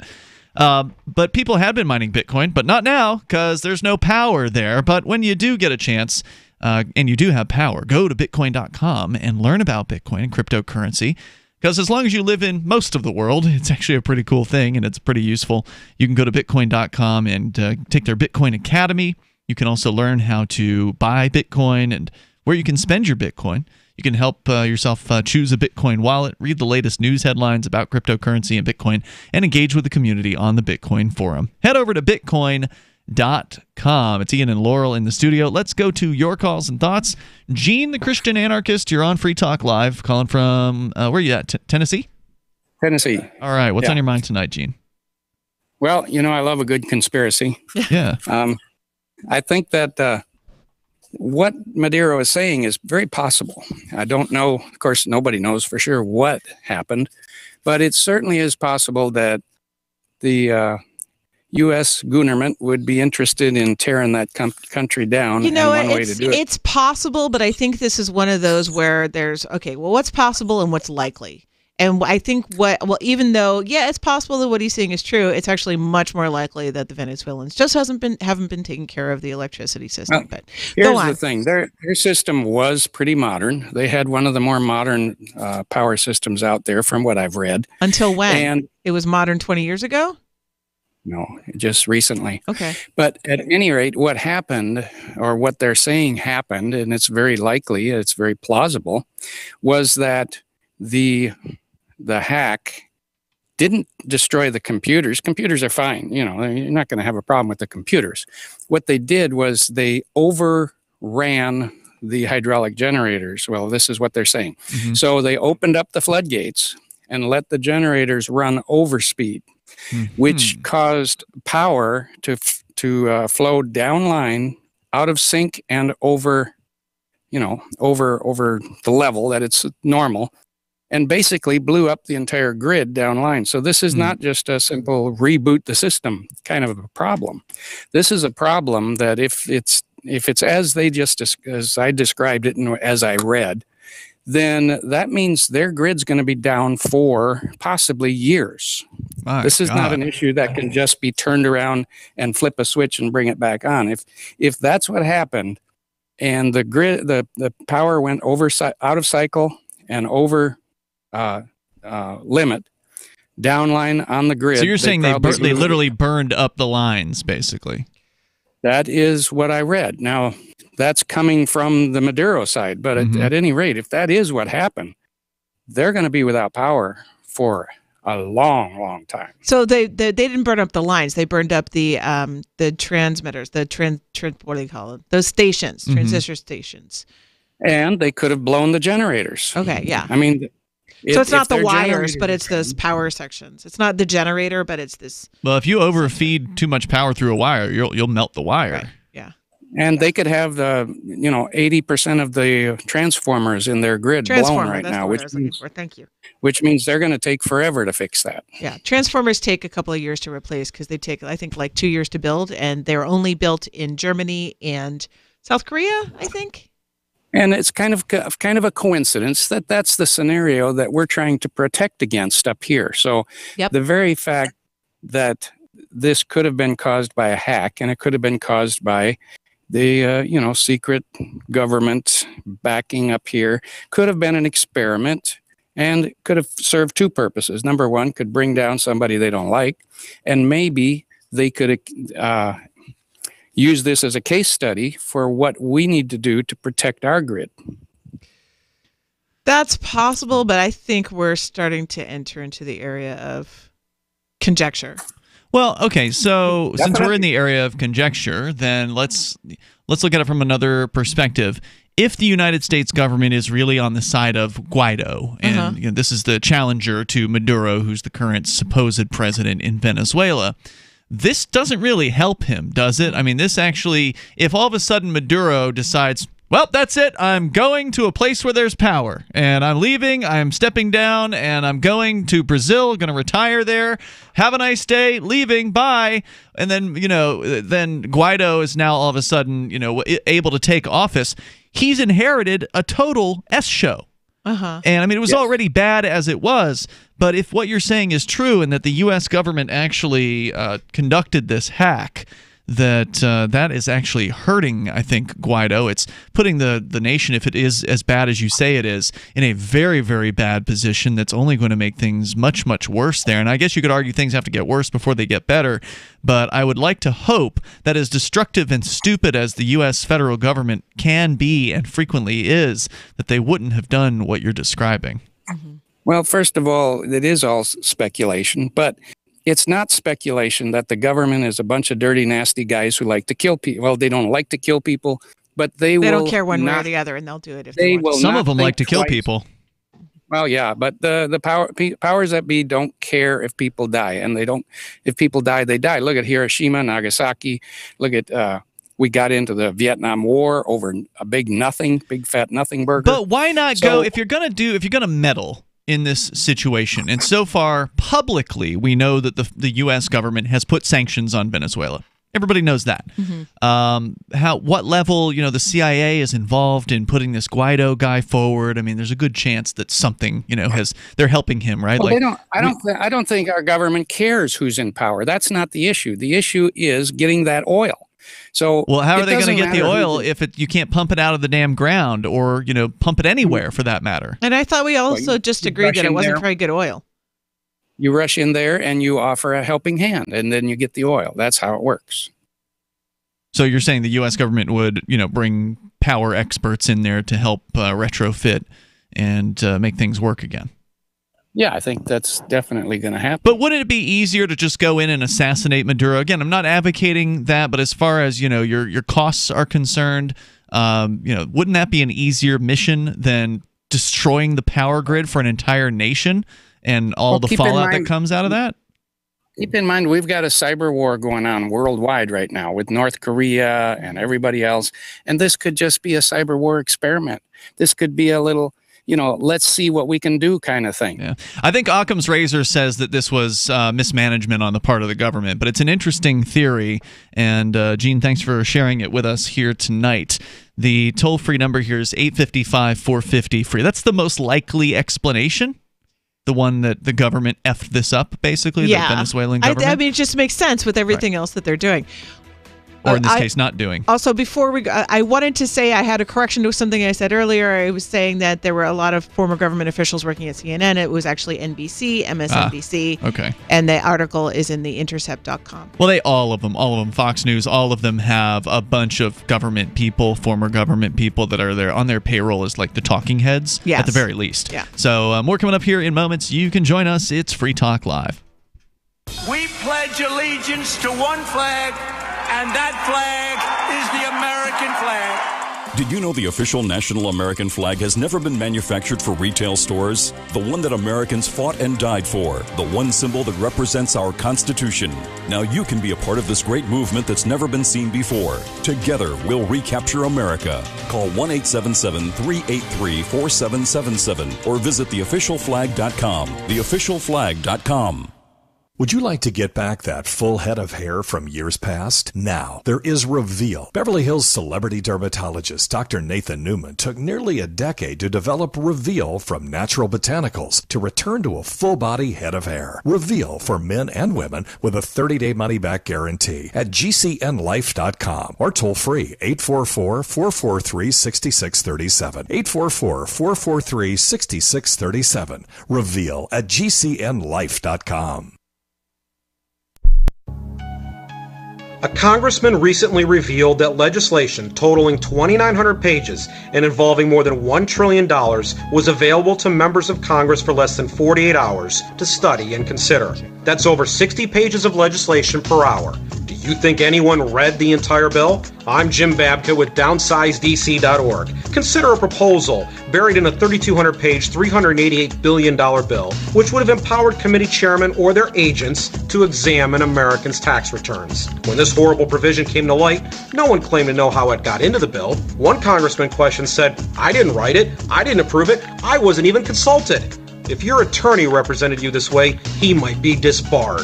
But this is how Congress represents you every day. That's why DownsizeDC.org has created the Read the Bills Act. You can force Congress to read their bills before they pass them at DownsizeDC.org. Did you know that Free Aid is a mutual aid, educational, and networking organization? At Free Aid, we support volunteers who provide first aid. We do outreach to the public about health and safety, and we bring together medically skilled freedom lovers.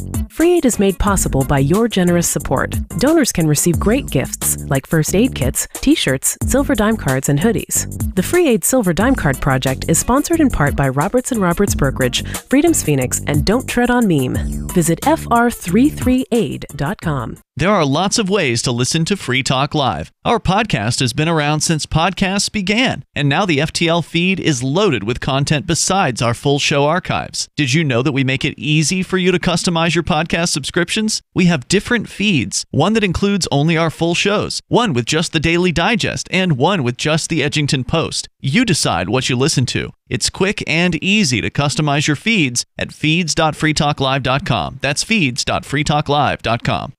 Why did you move to the Shire? I moved here to the Shire because there's other people around who take liberty just as seriously as I do. I moved to the Shire because I saw videos of people challenging authority and thought that I could get support myself. It called to me, like, do this right now. I wanted to be around people like me who got it. And once I got here, I knew there was nowhere else that I wanted to be. I've always wanted to change the world. So I moved to the Shire to join people who were actually working towards doing the same thing. The people here are awesome, loving, and positive. It was for the adventure and for the feeling of something important is happening here. And I just wanted to come to sort of be part of that. Visit ShireSociety.com to read and sign the Shire Society Declaration and learn the reasons why, if you love liberty, you should immigrate to the Shire. Plus, connect with others via the forum at ShireSociety.com. That's ShireSociety.com. Do you love Twitter? Make sure you favorite the LRN.FM Twitter account so you can receive our tweets at twitter.lrn.fm. That's twitter.lrn.fm.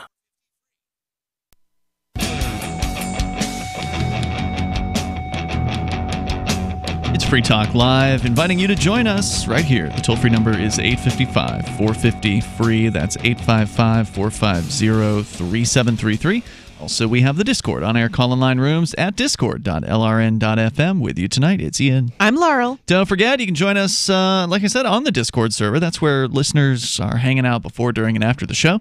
And it's free, so just go to discord.lrn.fm. You can get interactive there anytime you like. We've been sharing with you off and on here some of the questions from an Ask Me Anything directed towards Alfonso, who says he's in Venezuela, managed to get a little bit of power back, apparently, for some amount of time, and got online, said, hey, I'm in Venezuela and we've been having power outages for the last 5 days. Ask me anything. Question from the Dubai. He says, yeah, it is amazingly horrible here. Well, right now it's almost impossible. Thanks to the power outage, most of the meat, vegetables, and other perishable food became rotten, and no one is selling or buying it. You can find flour, pasta, and other carbohydrates. Not the healthiest option, however. And we get more here from the media. The first story we shared was from the AP, written the day after the power outages. This one came yesterday from Reuters, where furious Venezuelans lined up to buy water and fuel on Sunday as the country entered its fourth day of a nationwide blackout that has left already scarce food rotting in shops, homes suffering for lack of water, and cell phones without reception. Authorities have managed to provide only patchy access to power since the outage began on Thursday in what President Nicolas Maduro called an act of U.S.-backed sabotage, but critics insist it's the result of incompetence and corruption. The government on Sunday suspended school and business activities for the following day without providing any information on a likely time frame for resolving the situation, leaving many fretting that it could extend indefinitely. The country's worst ever power outage comes as Maduro faces a hyperinflationary economic collapse that he created, by the way, and an unprecedented political crisis. Opposition leader Juan Guaido in January invoked the Constitution to assume the presidency after declaring Maduro's re-election a fraud in 2018. And, of course, that has not yet been resolved. The two sides are continuing to argue and protest in the streets. Angry residents of a Caracas neighborhood, Chacao, on Sunday set up barricades along a main avenue on side streets to protest the continued outrage. Ana Serrado, age 49, a merchant standing in front of a pile of razor wire and debris, says, quote, the food we had in our refrigerators has spoiled. Businesses are closed. There's no communication, not even by cell phone. She said further, no country can bear 50 hours without electricity. We need help. We are in a humanitarian crisis. Lines extended for blocks at fuel stations as drivers queued up for gasoline and buses waited to fill up with diesel. Families stood under the sun to buy potable water, which is unavailable for most residents whose homes do not have power. State oil company PDVSA said Sunday fuel supplies were guaranteed, but only about 100 of the country's 1,800 service stations were in operation due to the blackout, according to the gas station industry sources. Merchants unable to maintain refrigerators in a working condition began giving away their cheese, vegetables, and meat to clients. Other shops had their supplies stolen. A small supermarket in a working-class area of western Caracas was looted Saturday night after protesters barricaded an avenue and clashed with police, according to neighbors and the shop's owner, Manuel Caldera.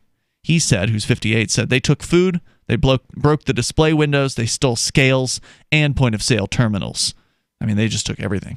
Standing on the shop floor littered with glass, he further said, quote, "We weren't here when it happened. We got here and found all of this destroyed." And of course, even if you were there, what are you going to do? You don't have guns legally. Right. So, you don't have a way to even the odds against you and an oncoming gang of thieves that might be coming in, or robbers, to steal all your stuff. Yeah, they would have just been killed if they were there. The air in the shop still reeked of tear gas from the night before when police had fired canisters to disperse the looters. 2 employees were struggling to open protective steel doors that had been damaged by the thieves. Guaido, in a Sunday press conference, criticized severely the government for failing to explain what was going on. He said, quote, "The regime at this hour, days after a blackout without precedent, has no diagnosis." Information Minister Jorge Rodriguez, in televised comments, assured us that the government was taking care of the situation without offering any technical details on what was causing the continued outage. Quote, "While the promoters of hate, death, and violence delight in their destabilization plans, President Nicolas Maduro has ordered a deployment of ministers to ensure the Venezuelan people are attended to." Well, doesn't that make you feel good? There's ministers coming out. He's going to help minister the government to you while you don't have any food. Makes it sound like a religion. It does, and that is basically what the state is. I know you probably won't agree with me on that, but the state is essentially a mass delusion, a mass fantasy that people believe there's something greater than themselves. When you talk to the people who work for the state, they don't really know what the state is, but they know they believe in it. I have had this discussion with clients at some point where at several times when the government tells me that I'm wrong, they tell the client your attorney is wrong, and I have to tell the client, no, actually I'm right and the government's wrong. You see, the person who wrote this is actually a person, and being a government official doesn't make them smarter than me. Sure. Doesn't make them better than me. They want you to believe that it does, though. Right. So the client finally believes me when I get the government to say, oh, yeah, okay, fine, your attorney's right after all. And then if you can. And usually I can. Sometimes I can't. But it's a very eye-opening experience for the client. Incidentally, I do remember, I'm old enough to remember this, when we had to wait in line for gas back in 1970s? In 79. Yeah, with my dad. I remember waiting. It was very unusual, but it did happen in the United States. Yeah. So don't think it can never happen here. Guaido invoked the Constitution to assume an interim presidency in January, arguing Maduro's reelection was fraudulent. He's been recognized as Venezuela's legitimate leader by the U.S. and most Western countries, as well as a lot of Latin America. Elliot Abrams, the Trump administration's envoy for Venezuela, said Sunday that Maduro is not open to negotiations and seems intent on staying put. At hospitals, the lack of power combined with the absence or poor performance of backup generators led to the death of 17 patients across the country. Non-governmental organization Doctors for Health said Saturday. Power returned briefly to parts of Caracas and other cities Friday, but again went out around midday Saturday. That's a shame. Quote, "One can infer from the delays and results of the failure that it was a problem in the lines that leave Guri rather than the plant itself," said Miguel Lara. Guri was the hydroelectric power plant, a former president of the state-run entity responsible for the electricity system. The extent of the blackout on the country's crude oil production, the source of nearly all of their export earnings, remained unclear. Most of the key joint ventures between PDVSA and their foreign partners run on their own generators, but many fields in the western Zulia state do depend on the grid. So that's the update there for you on what's going on in Venezuela. It's an absolute mess, and it's tragic. I mean, people are in a very dire circumstance there, and it was all, in my opinion, completely avoidable. This has to be incompetence from the government. This has to be failure on the government. Although some are saying, the U.S. government was somehow involved, that there might have been some kind of a hack. Who knows what the truth is? But for the people that are hungry right now in Venezuela, for the people that are, scraping by to survive this, I doubt they really care too much what the real story was. They're just trying to find out where their next meal is going to come from. So if you want to comment, you're welcome to join us here. The toll-free number is 855-450-FREE. Coming up, we'll talk about people with way too much money. And you've got a story, Laurel, of what they did with it. Oh, yeah. They essentially bribed their way. Some people apparently bribed their kids' way to get into certain educational institutions. The fancy schools. They paid hundreds of thousands or even millions in some cases. I mean, normally college is expensive. Right. But this was just to get in. This was a bribery scandal. It's pretty widespread and amazing. There have been a number of high-profile arrests. We'll get into that coming up here in moments, and your calls and thoughts are also welcome. The toll-free number is 855-450-FREE like freedom. That's 855-450-3733. We also have the Discord on-air call-in line rooms. They're open and available to you. Just jump into one of those, or the top 4 rooms on our Discord server. Pick one. We'll see you there, and we'll join you. Go to discord.lrn.fm, and this is Free Talk Live. We got plenty of time coming up for you, your thoughts, and this college scandal on the way on Free Talk Live. Does your dog itch, scratch, stink, or shed like crazy? Come to Dynovite for help. Order a 90-day supply of Dynovite. Dynovite for life. Pick up 2 tubes of Doggosuds. Get the 3rd tube free. Peppermint, tea tree, lavender, Doggosud shampoo. Made with all-natural coconut, jojoba, aloe. Great for healthy skin and soft, shiny coats. But no itchy, harsh chemicals. Lather up, rinse away. Try Doggosuds. Buy 2, get 1 free. At Dynovite.com. DINOVITE.com.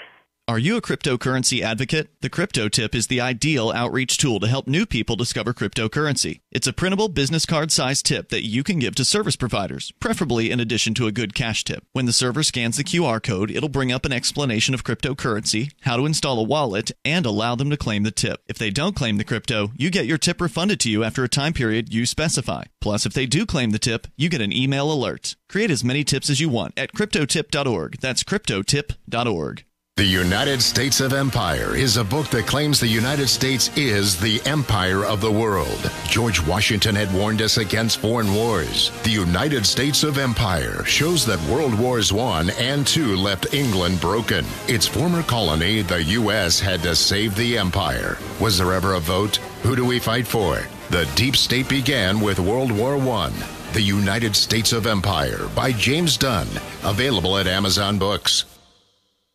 By now you know that wireless technology like cell phones do in fact pose dangers to the health and privacy of everyone. Block-It Pocket's wide range of products are unmatched in providing the protection you deserve. No scare tactics, just common sense. BlockItPocket.com offers quality American-made options to alleviate and eliminate these invisible dangers. Learn more at BlockItPocket.com or call 888-315-9618. BlockItPocket.com, enhancing health and privacy.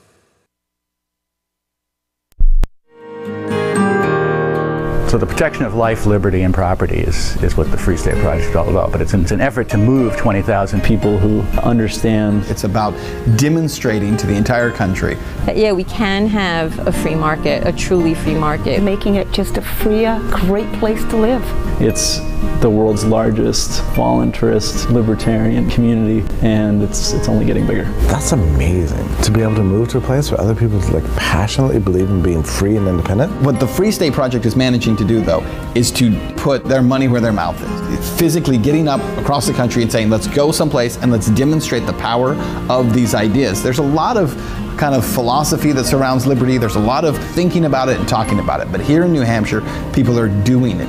101 Reasons Liberty Lives in New Hampshire, a documentary by Free State Project Early Movers. Watch it free at 101reasonsfilm.com. 101reasonsfilm.com. LRN.FM now has a Discord. Discord is a free text and voice chat platform, and we now have our own server with a bunch of channels at discord.lrn.fm. You can join other listeners as they chat about various things during our live shows, or anytime, day or night. Discord software is available cross-platform, so you can have it on whatever device you want and take your chats anywhere. Join our Discord at discord.lrn.fm. That's discord.lrn.fm. There are basically 2 types of advertising, direct response and branding. Radio's great for direct response with its low cost to listener ratio, but audio can't be beat for branding, which is a longer-term endeavor. You want to be the first thing that someone thinks of when they think about your product or service. If you have a local business that you want kept top of mind in your community, call the station. If you need national reach, Free Talk Live's got around 200 radio stations, millions of monthly listening sessions, can suit all budgets, and if we don't think we're right for you, we'll tell you. Email me, mark@freetalklive.com. You can put the Liberty Radio Network on the air in your area. Visit broadcast.lrn.fm to learn how. Broadcast.lrn.fm. It's Free Talk Live. Dial in, toll free to bring up whatever you want here, whether it's comments on the disaster in Venezuela that's now been made even worse by them having no power for the last 5 days. With you tonight, it's Ian. I'm Laurel. Don't forget, you can join us online anytime you want. Head over to freetalklive.com, and you can help us out by becoming Free Talk Live amplifiers like Roscoe S., who is a silver amplifier, which means that Roscoe's giving $5 a month through the AMP program.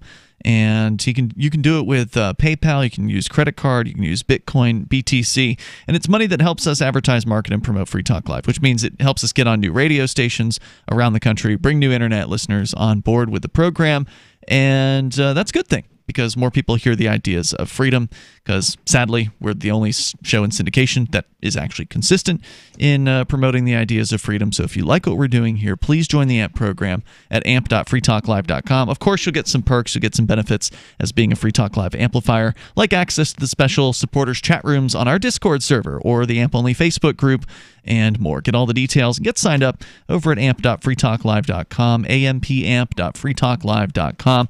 Laura, let's change gears here from the tragedy in Venezuela to the scandal that hit the news. I heard it this morning on the news and the radio, so this is a pretty big story. Yeah, I found out just a little while ago, actually. This is the story from NPR. The title is U.S. Charges Dozens of Parents, Coaches in Massive College Admissions Scandal. Apparently what was going on was a lot of these parents were hiring a consultant who was just falsifying everything on the application. Like, they would say they were in sports that they weren't in. Mm-hmm. They would stage photographs. They were getting fake test scores. So the parents presumably knew that this stuff was happening. Oh, yeah. They didn't just hire somebody who did all that stuff secretly. No. They were in on it. And they were paying, as I said, hundreds of thousands of dollars, in some cases millions of dollars. So that's insane. This was quite a scandal, and as I said, they've got a lot of high-profile arrests, including 2 actresses, Lori Loughlin and Felicity Huffman. I know Lori Loughlin was in Full House. And then Felicity Huffman was in Breaking Bad. Really? And so, yeah, Felicity Huffman has been arrested, and she's released on $250,000 bail. So this is hardcore, and this is a lot of fun. And what she's being charged with, Felicity Huffman, is mail fraud and wire fraud, because a lot of this fraudulent activity was done through the mail or through the internet. So that's the actual charge. And the police investigated on this, and they are calling it Operation Varsity Blues. This is the story from NPR. It says, federal officials have charged dozens of well-heeled parents, including actresses Felicity Huffman and Lori Loughlin, in what the Justice Department says was a multi-million-dollar scheme to cheat college admissions standards. The parents allegedly paid a consultant who then fabricated academic and athletic credentials and arranged bribes to help get their children into prestigious universities. So in some of these cases, it wasn't just falsifying the application, it was also bribing the school officials. Yeah. We're talking about deception and fraud, fake test scores, fake credentials, fake photographs, bribed college officials. Andrew Lelling, U.S. Attorney for District of Massachusetts, said at a news conference Tuesday in Boston. Lelling said 33 parents paid enormous sums to ensure their children got into schools such as Stanford and Yale, sending money to entities controlled by a California man named William Rick Singer in return for falsifying records and obtaining false scores on important tests such as the SAT and ACT. Now, I'm not sure. I was scanning the article. I'm not sure whether they just completely falsified the records for the SAT or ACT, or whether they had somebody posing as the student to take the test. Go and take the test, which is how it's done sometimes. Huh. You know, it's been so long since I've been in school, I don't remember what taking those tests was like. I don't think they checked ID. They do now. Do they now? My son just recently took the SAT, and we had to send them a photograph in advance of him, and then, he shows up and he's got the photograph, and they needed his school ID, and so yeah, they were checking. And I think the photograph that we sent them also goes to the schools when they get the scores. Well, I guess if you are bribing the person at the school who's receiving the fake score, then they're not going to do whatever check they would normally do. I don't know how that works, right? Like, you submit information claiming you got a 1600 on the SAT. I think that's the top score you can get, right? Yes. So you submit that claim that your daughter got a 1600, and then you bribe the person to whom you've submitted the claim, and then they just don't call the SAT group Well, the or check SAT, it, right? People send the scores directly, I think. Oh, really? So I think it would be difficult to arrange for that. So I'm kind of wondering how they did it, if not having somebody go in and take the test for you. Well, if you pay off the right person, then it doesn't matter. Right, that's true. If at the school, yeah, certainly. whoever at the school's job it is to verify the claims of the SAT or to verify that the SAT sent it in. If they're on the take, then they can just say, "Yep, checks out." Right. Singer's clients paid him anywhere from between $200,000 and $6.5 million for this service. Man. So what that says to me, just the amount of money that they were paying, is that these prestigious universities aren't just about getting a good job or having a good career.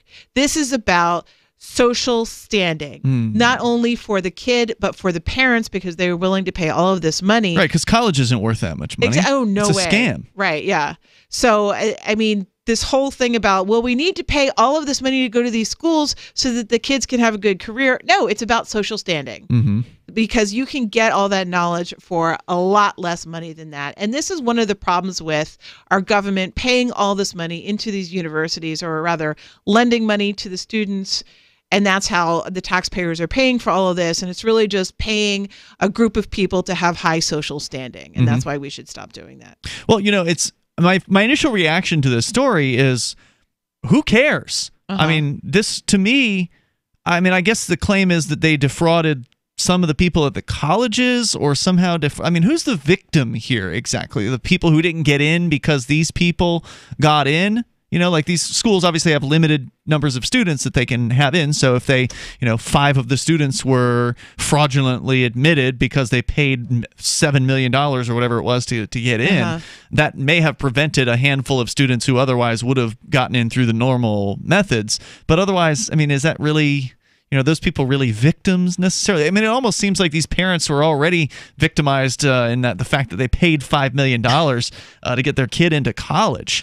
That seems like its own punishment. I think it is the other students. Well, it's the whole system and it's the whole facade, but it's the students who aren't going to get in because these kids paid their way in.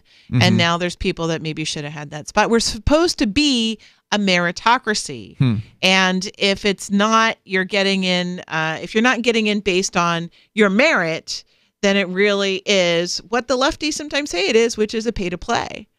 Well, it is always that to some extent, because a lot of these schools, they may have some scholarships, but Yale and these fancy Ivy League schools are not cheap schools. Your average person probably can't afford them anyway. They're sliding scale. So the average person usually at some of these high endowment schools is probably not paying anything. Oh, really? There's a number of schools, and Stanford's one of them, that don't charge the family anything if their total household income is $60,000 or less. Oh. So it's all sliding scale. So then the claim is they'll only let you in if you've got the right grades or whatever. Well, it does. When you're doing that sliding scale, the school basically has to let in very, very wealthy people in order to be able to afford to do that. Of course. So it kind of, on the one hand, it seems great. Oh, you can let the middle class kids in and the poor kids in, but it really makes it so that they have to let in some of these very wealthy people in order to be able to do that. Gotcha. Yeah. So that's one of the problems with it. But anyway, they have arrested over 50 people in this. Wow. The article says the scope of the case is massive. A total of 50 people have been charged in the admission scheme. More than 36 people in multiple states were taken into custody Tuesday as part of Operation Varsity Blues, as I said earlier. Joseph. See, another part of this that is problematic is, okay, they're going to take these people into custody. They're going to bring criminal charges against them. Many of them are probably going to take a plea deal. Probably won't go to trial. And some of them might get sentenced to jail. So then all of us are then forced to pay to keep these people behind bars or keep them on probation or, whatever it is the punishment happens to be. So we've all been, if there were victims initially in what they did, it was probably just the students who didn't get into those schools. Now everyone who pays taxes is now a victim of the government trying to punish these people. These people make millions of dollars, so their taxes, are probably very, very high. So it is actually probably these people who are paying the taxes that are going to. Well, no, we're all paying it. If everybody pays taxes to some extent or another, even those who don't pay income tax, you're still paying gas taxes and you're paying all kinds of taxes. And then there's, of course, the inflation tax. So everybody is on the hook to put these people behind bars, if that's indeed the goal of what's going to happen here, if that's what they're going to do. And if they're bringing criminal charges, then that suggests that at the very least they want them to believe they're going to go behind bars and, intimidate them into taking a plea deal. Well, they certainly want to discourage other people from doing this. In the future. Yeah. Whether it will or not, of course, is another question. A lot of these people probably believed that they were above the law, that they couldn't be touched because of the amount of money that they have. I'm sure you've got a little bit more to the story here. We can share that. Coming up here as well, your calls and thoughts. Welcome on this college scandal. Is this overblown? Are you as upset about this as some people are? It's Free Talk Live. Let me ask you something. What are you doing when you put money in a 401k or IRA, or store jumper cables in your vehicle, or purchase health insurance? You're preparing. You're preparing to ensure you have enough money for retirement. You're preparing for when your car battery dies, or to have assistance paying a major unexpected medical bill. That all makes sense. The same goes for building a food storage plan. You're preparing for when emergencies or disasters strike and shelves go empty at your grocery store. The best way to prepare is with My Patriot Supply. They've helped 1 million hardworking Americans become more self-sufficient. My Patriot Supply sells hundreds of items, including dozens of emergency food kits at MyPatriotSupply.com. It could be an earthquake, a cyber attack freezing our banking system, or a disaster that shuts down our power grid for weeks. For all these emergencies and more, get your supplies and prepare today at MyPatriotSupply.com. No more rushing to find empty store shelves because you're too late. Do it now so you're ready. MyPatriotSupply.com. This Your Family Today tip is brought to you by Nestle Toll House Morsels, helping you create special moments and memories your family will cherish forever. Visit us at tollhouse.com. You may bake for birthdays and holidays, but why stop there? Sweeten up the rest of the year by designating monthly dessert days. Treat your family to one of their favorites or surprise them with something new. Either way, you'll create a tradition everyone will love. For more tips like these, visit us at parenthood.com/yourfamilytoday. The LRN.FM social media channels have been revamped. We've eliminated Facebook and focused on other platforms like Twitter and Mastodon, the decentralized alternative to Twitter. On our accounts, you'll find posts from multiple LRN.FM show hosts together in one place. Follow us on Twitter at twitter.lrn.fm, or better yet, move to the decentralized Mastodon social media platform at toot.lrn.fm, toot.lrn.fm. I think you'll like it. You're listening to the live edition of Free Talk Live. Hour number 3 is next after the news here on the Liberty Radio Network at LRN.FM. This is the Liberty Beat, your daily source for Liberty news and activist updates. Produced in partnership with SNLS News and listeners like you. Online at libertybeat.news and snls.news. I'm Mick Murrow with the Liberty Beat for Tuesday, March 12th, 2019. Gold opened the day at $1,297. Silver opened at $15.39. And Bitcoin is trading around $3,852.65. Today's prices are brought to you by InnoScale. Take off with Managed Cloud. Looking for a safe, secure way to store your important files online? Let InnoScale handle it for you. Their high-availability cloud servers are the perfect solution for clients needing one or more secure, scalable servers with built-in hardware failover protection. For details, see them online at innoscale.net. In the news, a new WikiLeaks document has raised suspicion over the appointment of Saudi Arabia, one of the world's worst human rights offenders, to oversee the UN Human Rights Council. The Anti-Media reports the international non-profit organization that publishes secret information, news leaks, and classified media has uncovered secret documents showing that the UK had a major role in the controversial decision. According to documents released last month by WikiLeaks under the headline, "What has WikiLeaks revealed about David Cameron and the Conservatives?" the UK engaged in secret vote trading with Riyadh to ensure both states were elected to the UN body. It also suspects that payments may have been made to get the Saudis appointed to the coveted position. One of the cables shows that Saudi Arabia transferred $100,000 for expenditures resulting from the campaign to nominate the kingdom for membership of the Human Rights Council for the period 2014 to 2016. It's unclear where or how the money was spent. The Liberty Beat is sponsored in part by Bray Botanicals. High-quality kratom and CBD at reasonable prices with excellent customer service. Bray Botanicals is activist-owned and mission-driven, fighting for your right to consume plant-based medicine and natural remedies. Find out more at mybraybotanicals.com. And right now, Liberty Beat listeners can save 10% by using promo code SNLS at checkout. This is the Liberty Beat for Tuesday, March 12th, 2019. Find us online at libertybeat.news and snls.news. Your news now continues. A recent European Union announcement about national IDs will destroy millions of people's privacy and create a near-global biometric database. Activist Post reports that an article in State Watch News revealed that the EU has agreed to create a mandatory national biometric ID card. Earlier this week, the Nepal government announced their plans to roll out a national biometric ID card that will affect 30 million people. All the EU needs is for 28 ambassadors to say yes. And just like that, 512.6 million citizens will be forced to give up their privacy if they want to travel. The Brussels Times claims that the member countries would have 8 years to comply when the law takes effect. Concerns regarding the Trump administration's increasingly hostile policy in Venezuela grew Tuesday after Secretary of State Mike Pompeo announced the United States was withdrawing all diplomatic personnel from the country.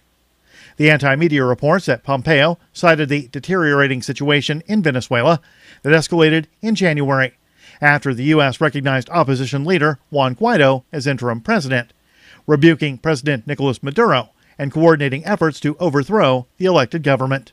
Guaido told Fox News Monday he plans to invoke Venezuela's constitutional Article 187, which he claimed allows for an outside country to cooperate or to assist Venezuela in this sense. Both Guaido's escalated rhetoric and Pompeo's move came days before a planned rally outside the White House, where thousands of Americans are expected to protest a potential military invasion and regime change in Venezuela. Most recently, a power outage that has gone on for 5 days has led the U.S. to accuse Maduro of failing to run his country effectively, even amid reports in the New York Times that the sanctions the U.S. has imposed in recent weeks are to blame for the blackouts.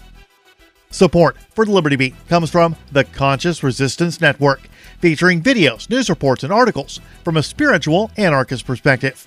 Experience the Conscious Resistance at theconsciousresistance.com. How would you like to have your business featured on the Liberty Beat?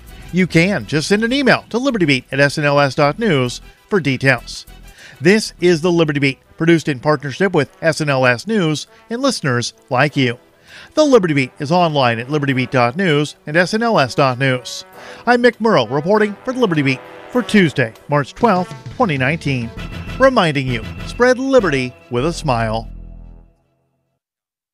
This is the Onion Week in Review. Apparently oblivious of the dismal fiscal climate, local dog Digby is wolfing down kibble as if the United States isn't in a goddamn economic crisis. Sources say the shockingly selfish 4-year-old German Shepherd appears callously unswayed by the constant stream of gloomy market forecasts and continues gorging on brand-name pet foods, milk bones, and table scraps as if the U.S. unemployment rate hasn't been above 8% for the past 3 years. Here we are tightening our belts while this dog scarfs down bowl after bowl like the Dow Jones Industrial Average has gone through the roof or something. You think that he'd think twice since U.S. credit rating's been downgraded, but Digby doesn't give a damn. Ain't that right, Digby? You don't give a flying do you? The Onion solemnly bids farewell to the 22 crew members who perished during the production of today's Week in Review. You will be missed. For more, visit theonion.com/newsbeat. This is the Onion News Network.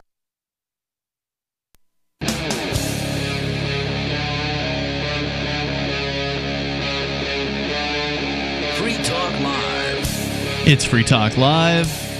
Launching into the third hour of the program, major scandal when it comes to college admissions here in the United States, at least around the students or the sons or daughters of rich people who paid big bucks to bypass any kind of actual, I don't know, hurdles that would normally be in the way of their kids from getting into these Ivy League schools, paying as many as, what was it, a few $1 million? Oh, one of them was $6.5 million.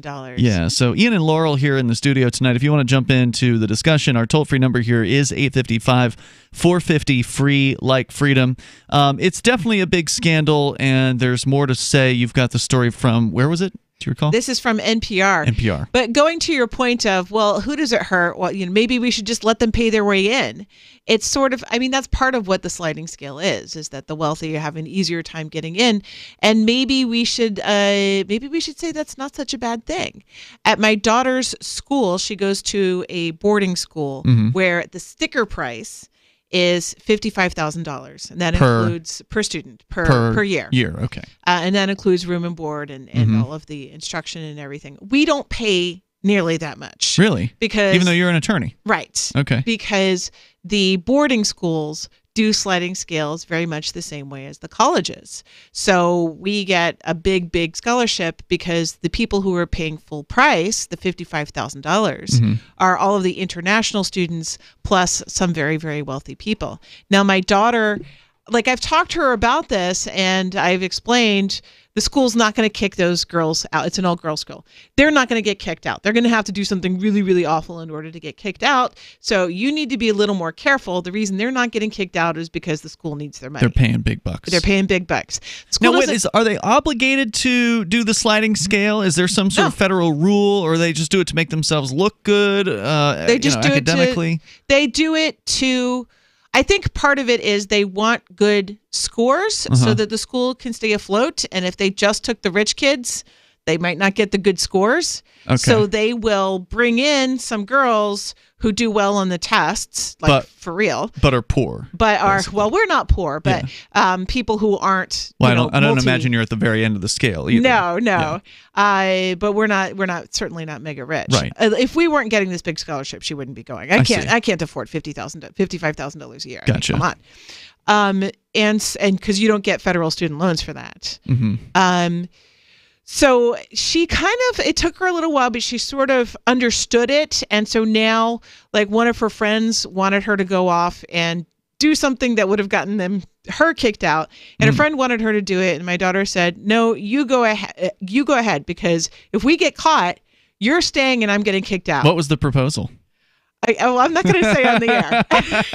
Well, she didn't do it, so. She didn't do it. Well, okay, drugs. It was drugs. Okay. She also, of course, Is this college or high school level? This is high school. Okay. So she also didn't want to do it because she didn't want to do it because that's a weird thing. But she gets to say to her friend, she doesn't have to be, uncool or whatever. She can just say, look, they would kick me out. Sure. They're not going to kick you out. And she's right about that. But she also uses this. She understands they're basically subsidizing her education. So whenever one of the rich girls is rude to her or whatever, she just says to herself over and over again, they're paying for my education. They're paying for my education. Because since they're there and they're paying all that money, the school has all of these resources and they have this really low student faculty ratio and everything. So my daughter gets that she benefits tremendously by having the rich kids there paying all of this money. Okay. So that's an argument for let them come. Let them do the sliding scale so that people who are middle class or working class don't have to pay as much but have access to those same resources. It is effectively a tax, an income tax, a sliding scale tax that allows people to go to these fancy, wonderful schools. In a way, it's not tax isn't the right word because it's a choice. It works the same way. It is a choice. You're right, and that's an important difference. Yeah. But it works the same way. That allows them to go to those schools. Tell me more about the situation with these cases. Dozens of people arrested. Yes, it looks indicted. Like at least 50, and a lot of them are quite wealthy. These parents, including actresses. The lady from Breaking Bad, whose name was Huffman, Felicity Huffman, yes. And then a lady from Full House, Lori Loughlin. Yes. Who apparently was out of the country, according to TMZ at the time, but has arranged to turn herself in. All right. So it says, these parents are a catalog of wealth and privilege, Lelling said. They include, for example, CEOs of private and public companies, successful securities and real estate investors, 2 well-known actresses, a famous fashion designer, and the co-chairman of a global law firm. The parents were already able to give their children every legitimate advantage, but that instead they chose to corrupt and illegally manipulate the system for their benefit. Now, I think part of what the people are being arrested on, they're being arrested for defrauding the government. Because the government runs a lot of the schools. Some of the schools are state schools, like the University of Southern California, et cetera. The article says there will not be a separate admissions system for the wealthy, he added, and there will not be a separate criminal justice system either. Oh, yeah, there will.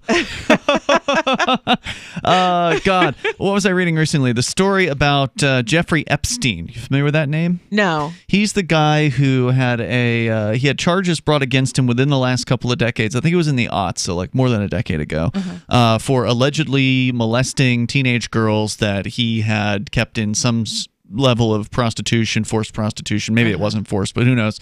But over the years, he was connected to people like Bill Clinton, Donald Trump, very wealthy, connected politician types. He had his own private island in the Caribbean. I think I did hear something about this. He had a jet, an airplane called the Lolita Express, where who knows what actually went on that jet, but people like Bill Clinton and Donald Trump were passengers on that airline. And so ostensibly there were a bunch of underage, under legal age young women who were in his employ and having sex, on demand, basically. And this guy, they had evidence like crazy against him. And essentially the prosecutors just kept dropping every ball they could possibly drop to the point of unbelievable level of incompetence and failure. And essentially he ended up getting a slap on the hand and sent to like the jail for rich people where, he was allowed to have special things that other people don't get access to while they're in jail. Not just minimum security, but like a special place just for him. Like there are jails like this where you can have, I've read about them. There's a great magazine that I get called Prison Legal News, and it kind of goes through news of what's going on in prisons all around, all the corruption and the scandals that just keep coming. I mean, it's just constant news of horrible things coming from prisons. But one of the things they reported on are these special prisons for the rich and wealthy who end up getting things like iPads that they have access to, special exercise equipment. There's, they're paying in some cases to have access to these prisons where they get special, they might get access to a cell phone. I mean, there's just all kinds of stuff that's out there if you're the right person that you'll be given access to that the average prisoner won't. Sounds better than my life right now, actually. Yeah, so his this official's claim that there's not a separate justice system for the rich is total propaganda and a bald-faced lie. Well, also, if you have really good legal representation, you'll never go in the first place. I'm not going to say never, but the chances are a lot lower that you're going to get convicted. Yeah, I would say odds are good that, not being an attorney, you are though, yes, that they're likely going to plea down whatever these charges are to no jail time and end up with large fines that they'll just then pay to the state. So the state will end up getting even more money out of this. And then they'll act like they did somebody a favor. They'll act like that we should thank them for what they did. When really all they just did was just milk these people for even more money. Right. Oh, we caught you being corrupt. Now you can pay us even more. You paid $6 million to get your daughter into school. Well, here, you can pay us another few $100,000 and this will all go away. So do you think that the schools should really just have like a separate way for people to get in if they pay enough money? Or I really don't care. I mean, it's up to the school. They should do whatever they want to do. Let the market decide. Right. If you don't want to go to a school that doesn't have a sliding scale, then don't go support the school that doesn't have a sliding scale. Let people decide where to send their kids to. And if you take in people who are willing to pay, then you've got more revenue coming in. You could expand your operations in that particular case. So I fail to see what the controversy really is. I mean, I understand it's scandalous and everything, but whoopee-doo. There's more coming up. 855-450 free. Business owners, you want more customers? Accept cryptocurrencies. There's people all around you just waiting to spend money at your store. If only you would take it. I know, you've been waiting till someone else makes it easy. Well, good news. HelpMeTakeBitcoin.com adds Bitcoin to your point of sale, totally free. Use the same equipment you already have, now with Bitcoin. And unlike credit cards, there's no fees. Let the guys at HelpMeTakeBitcoin.com bring new customers to your store. HelpMeTakeBitcoin.com. Are you a cryptocurrency advocate? The Crypto Tip is the ideal outreach tool to help new people discover cryptocurrency. It's a printable business card-sized tip that you can give to service providers, preferably in addition to a good cash tip. When the server scans the QR code, it'll bring up an explanation of cryptocurrency, how to install a wallet, and allow them to claim the tip. If they don't claim the crypto, you get your tip refunded to you after a time period you specify. Plus, if they do claim the tip, you get an email alert. Create as many tips as you want at cryptotip.org. That's cryptotip.org. There are basically two types of advertising, direct response and branding. Radio's great for direct response with its low cost to listener ratio, but audio can't be beat for branding, which is a longer term endeavor. You want to be the first thing that someone thinks of when they think about your product or service. If you have a local business that you want kept top of mind in your community, call the station. If you need national reach, Free Talk Live's got around 200 radio stations, millions of monthly listening sessions, can suit all budgets, and if we don't think we're right for you, we'll tell you. Email me, mark@freetalklive.com. Go to themorganreport.com and receive updates and insights you will not find anywhere else on the web. You will discover how to grow and protect your wealth under all market conditions. The free Morgan Report provides interviews, webinars, question and answer sessions, plus mind-blowing videos. As David Morgan says, let my passion create your wealth. Themorganreport.com. Themorganreport.com.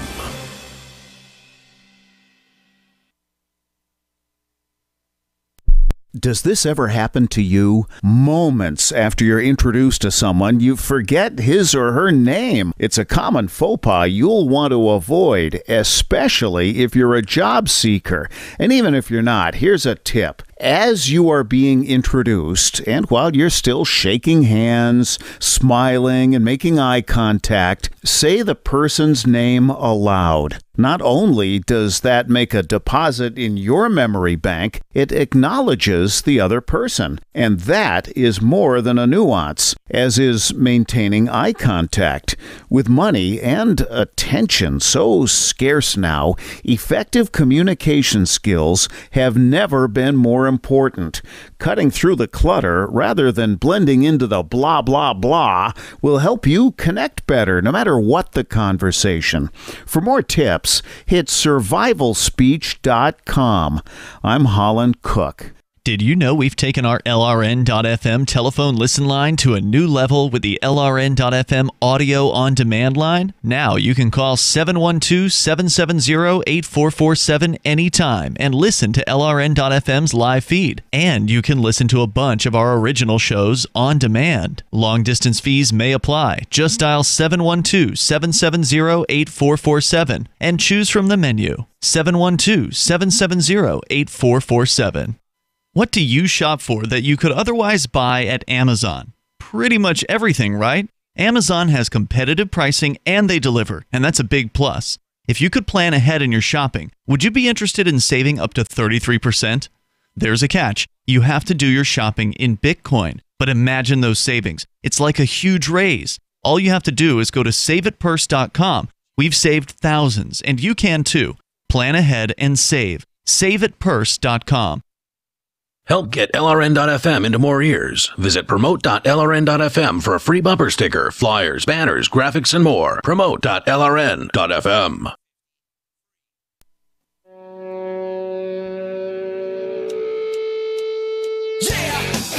It's Free Talk Live, inviting you to join us here. The toll-free number is 855-450-FREE. Like freedom, that's 855-450-3733. With you here tonight, it's Ian. I'm Laurel. By the way, Forkfest 2019 is coming up about 3 months from now, so now's the time to start planning for it. It's going to be June 13th through the 18th at Rogers Campground in the beautiful White Mountains of New Hampshire. It happens the 5 days prior to another festival, the Porcupine Freedom Festival, which is entering its 16th or 17th year, depending on how you count it.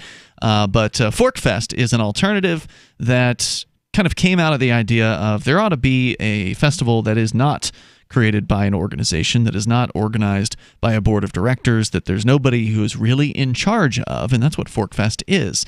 It is decentralized. So It doesn't really exist. It's just these 5 days in this campground, and whatever happens, happens. If you want to create a thing for people to do, then you can create that thing. Maybe you want to have a lecture series, you want to have a musical event, you want to have a party, you want to have, a poker game.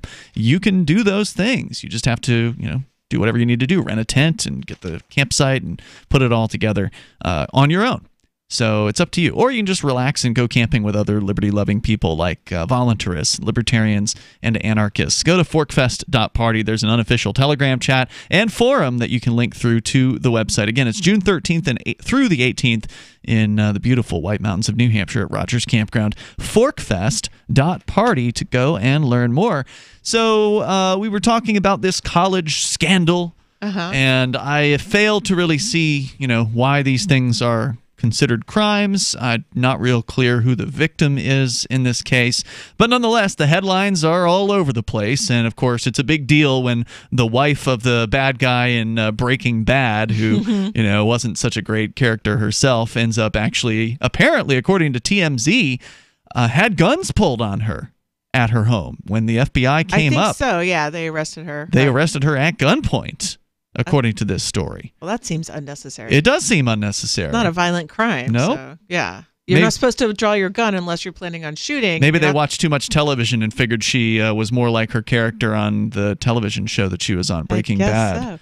So. Here's one thing. Here's one sort of victim, and it's sort of roundabout and indirect. But if you paid a lot of money to go to a school, the whole idea is that they're paying all this money is that certificate is supposed to mean a lot when you're going to employers. Mm-hmm. Now the employers don't know whether you just paid your way in or not. So whereas previously it was supposed to show your merit, now it doesn't. So it cheapens their certificate for people who paid a whole heck of a lot of money for it and worked really hard. Yeah.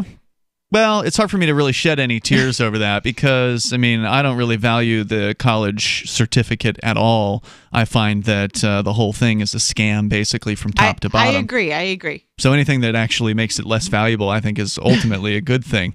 So was there more that you wanted to share on this, or should we talk about something else? This is getting into a lot of the details of exactly what people did. Oh, and incidentally, for the test-taking stuff, it says that it wasn't so much that they were falsifying the scores between the SAT committee or organization. It was that they were sending people in to take the exam for the kids. Really? Or they were bribing the proctor to let the kid take extra time, and then the proctor would fix the exam afterwards, or the proctor was taking the exam for the kid. Wow. And sometimes the kids didn't know. And they were paying the proctors anywhere from $10,000 to $75,000 to do this. Now I want to go proctor an exam. Bonus. Yeah. $75,000. Shoot, I'll do it. What do you think they get paid per day without that? Yeah, I think it's like $10 $20 an hour or something like that. All they're doing is sitting there, Just sitting there collecting tests, making sure people aren't cheating. So if you want to join us here, the toll-free number is 855-450-FREE. There was a story last night that actually wasn't last night. It was Sunday night. Richie Rich brought in, and it just seems so interesting. I wanted to share it. We just never got a chance to get to it. It's about communication. And so it doesn't always have to be the news here on Free Talk Live. It can be a story about how to make your life better. How are you? These are the 3 most useless words in the world of communication. And it's a phrase that I've effectively banned from this show. Mm-hmm. Because if you don't make a point of not doing it, then people will default to this phrase when they call in. Like if you just go to a phone call from somebody, it's like, it's Joey in, Bartlesville. And then Joey's like, how are you? You're like, how are you? And it's just a time waster. Meaningless. Yeah, it's just a time waster. And as it points out here in the story from CNBC.com, the person asking doesn't really want to know. I've discovered that if I start actually answering the question truthfully, I get this look on the face like, what are you doing? Right. They just wanted to say something. Say fine. Right. They wanted you to say fine so they could just say something else, right? Exactly. And the person responding inevitably doesn't tell the truth because a lot of people say fine when they're not really fine. Maybe they had a really bad day, but they don't really want to talk about it. So they just say that they're fine. You're allowed to say, I'm fantastic if there's something especially good. Yep, You're just not allowed to complain. What follows is a lost opportunity and meaningless exchange with zero connection. But the key to making the most out of small talk, according to Harvard researchers, is to simply ask the other person follow-up questions in a series, and this is, by the way, the key to good communication, period. But in a series of experiments, researchers analyzed more than 300 online conversations and found that online conversations aren't the same as real life, but regardless, and found that those who were asked a more meaningful follow-up question, like questions that aren't "how are you" or "what do you do," found the other person much more likable. Quote, when people are instructed to ask more questions, they are perceived as higher in responsiveness, an interpersonal construct that captures listening, understanding, validation, and care, wrote the researchers. So how do you move from tongue-tied to being a charismatic and interesting person? It depends on the question you start with, and then you can focus on the stream of follow-up questions. So here are 7 tactics, according to these Harvard researchers, to having a meaningful conversation. Number 1. Use the ACT trick to start a connection. When was the last time you were in a meeting that didn't start with small talk? It's a natural way for people to connect. Start with a question that will build up to a conversation that meets the ACT criteria. A standing for authenticity. C, there's a connection. And T, there's a topic that will give them a taste of who you are. Some of those questions might be, what's your current state of mind? That would be weird if somebody asked me that. It would be, but it would get you to give them a different answer, maybe. It would. It'd get you thinking. That's true. About something like, oh, wow, that is a different question. Maybe I should give this person an honest response. What are you looking forward to this week? That's a pretty good one. That one's good, yeah. That's kind of like, that opens the person up to a fairly wide range of potential responses instead of just fine. Right? Right. And it keeps it positive. It's what are you looking forward to? Yeah, exactly. Yeah. One of mine that I like, and I, by the way, not great at doing this, but I've practiced a little bit at it, just generally. I mean, I hadn't read this until the last couple days, but a good one that I like when meeting somebody new is, what do you like the most about what you do? Rather than just asking them what they do, asking them what they enjoy about what they do. Because a lot of people want to complain about their job, but if you ask them what they like about it, then it keeps them positive, keeps them focusing on things that are good. So what are you looking forward to this week? Again, that opens up a wide range of potential responses, and it allows them to select one of the things that to them is most exciting. And if they tell you about something that's exciting to them, they're going to be interested in you, even though they're just talking about themselves. The toll-free number here is 855-450-FREE. That's 855-450-3733. More of these tips on better conversations with people. Making small talk less small, basically, is the way I look at this story. 855-450-FREE. If you want to call in with your suggested questions and how you have conversations with people and make them better, it's Free Talk Live. We pledge allegiance to one flag, and that flag is the American flag. Did you know the official national American flag has never been manufactured for retail stores? The one that Americans fought and died for. The one symbol that represents our Constitution. Now you can be a part of this great movement that's never been seen before. Together, we'll recapture America. Call 1-877-383-4777 or visit theofficialflag.com. Theofficialflag.com. Hunters, anglers, campers, and survivalists. Get back to nature. Expand your horizons with the highest quality, most versatile, unique slingshots and sling bows on the market at slingbow.com. Slingbow products are compact and models start from just $17.98. They're perfect for your bug-out bag or storing in your vehicle. Give yourself and your loved ones the excitement and tradition of Slingbow. A new frontier in archery and truly modern twist on this primitive survival tool. Feel the thrill only at slingbow.com. Free Talk Live, the show where anyone can call about whatever they want. And we do mean anyone. The first point is it's legal, and that's important. Now, my question to you would be, they gassed Jews legally in Germany. Was that a good law? Well, I don't know. I don't live in Germany. Come on. You don't know? You don't know whether it was a good idea to gas Jews? You don't know whether it was a good idea to incarcerate Japanese Americans during World War II? What does that have to do with them crossing the borders of the United States of America? I'm making a point, and I'm drawing a parallel, and it's a clear parallel, and you're dodging it. Do good people disobey bad laws, Buck? No. Good people do not disobey bad laws? Criminals dodge the law. Buck, wait a second. What if they outlawed guns in your state? Would you turn yours in, Buck? Oh, absolutely, in a minute. You would? Well, I'm sorry. You're a fascist. Bye. Free Talk Live, 7 nights a week from 7 to 10 Eastern, live on the Liberty Radio Network at LRN.FM. Looking for a great real estate investment? Consider New Hampshire, which is ground zero for the Liberty Movement. Your first call should be to Mark Worden from Porcupine Real Estate. He's more than just a real estate agent. He's your New Hampshire concierge. Where are the best places to live? Do you want farm, city, the burbs, or forest? Do you want a duplex or multifamily building so that renters pay your mortgage? There are homes in all price ranges in New Hampshire, and Mark can help with financing too. Invest in liberty and property. Mark Worden can help. PorcupineRealEstate.com. If you want to know the latest about Free Talk Live before we go on the air, all you need to decide is how you want it delivered. It's your choice. Visit news.freetalklive.com. You can get emailed announcements and participate in contests via our email updates list. Plus, we have a Twitter account that you can follow and a Facebook page where you can become a fan. So visit news.freetalklive.com to get news about Free Talk Live as soon as it's announced and the way you want it delivered at news.freetalklive.com. That's news.freetalklive.com. Is spreading the message of liberty, cryptocurrency, and peace around the globe worth $2 per month to you? As you may already know, in addition to our internet feed, LRN.FM broadcasts on free-to-air satellite across North and Central America, as well as Sub-Saharan Africa. And we've been available on satellite for free 24/7 since 2010. The LRN.FM free-to-air satellite signal is reaching some of the most oppressive regimes in the world, and there's no doubt our ideas are making an impact. You can learn more about the channel's impact by watching the 3-minute video at fund.lrn.fm.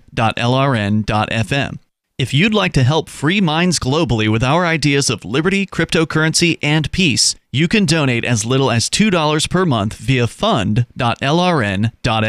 You can help us continue and expand our satellite broadcast to multiple continents. Visit fund.lrn.fm today, and thank you for your help. Don't forget to share the link on social media. That's fund.lrn.fm. Some of our live shows are streamed in HD on Twitch. Please follow and share at twitch.lrn.fm. That's twitch.lrn.fm.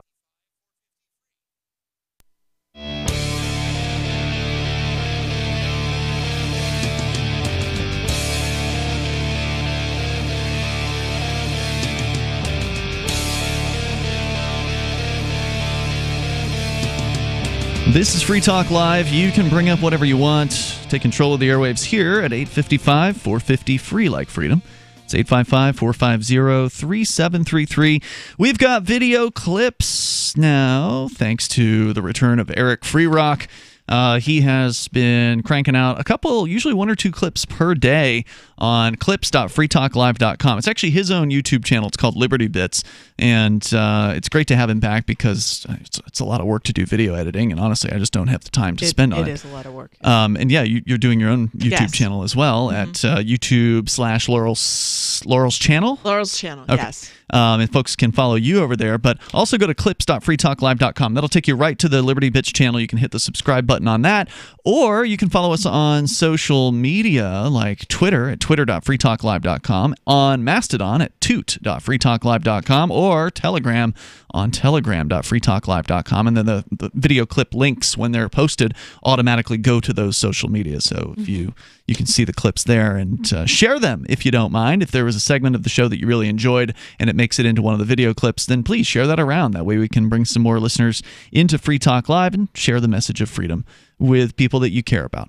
So it's Ian and Laurel here tonight. Our toll-free number for you is 855-450-FREE like freedom, as we continue with a story from CNBC about communications tactics and being a better communicator, avoiding the sort of the pitfalls of the all too common phrases of, how are you? You know, I'm really torn because I want people to call in, but I also want to hear about this story. So yeah, well, we're going to get into the story for sure, and we'll also take your calls. But the first trick here is the ACT trick: authenticity, connection, and a taste of who you are. So some questions they suggest, instead of like, how are you, is what's your current state of mind? What are you looking forward to this week? This one is a strange one. You remind me of a celebrity, but I can't remember which one. Who's someone you relate to?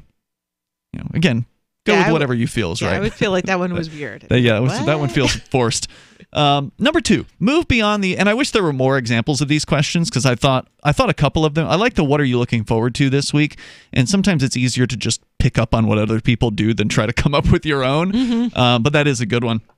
Number 2, move beyond the hourly update.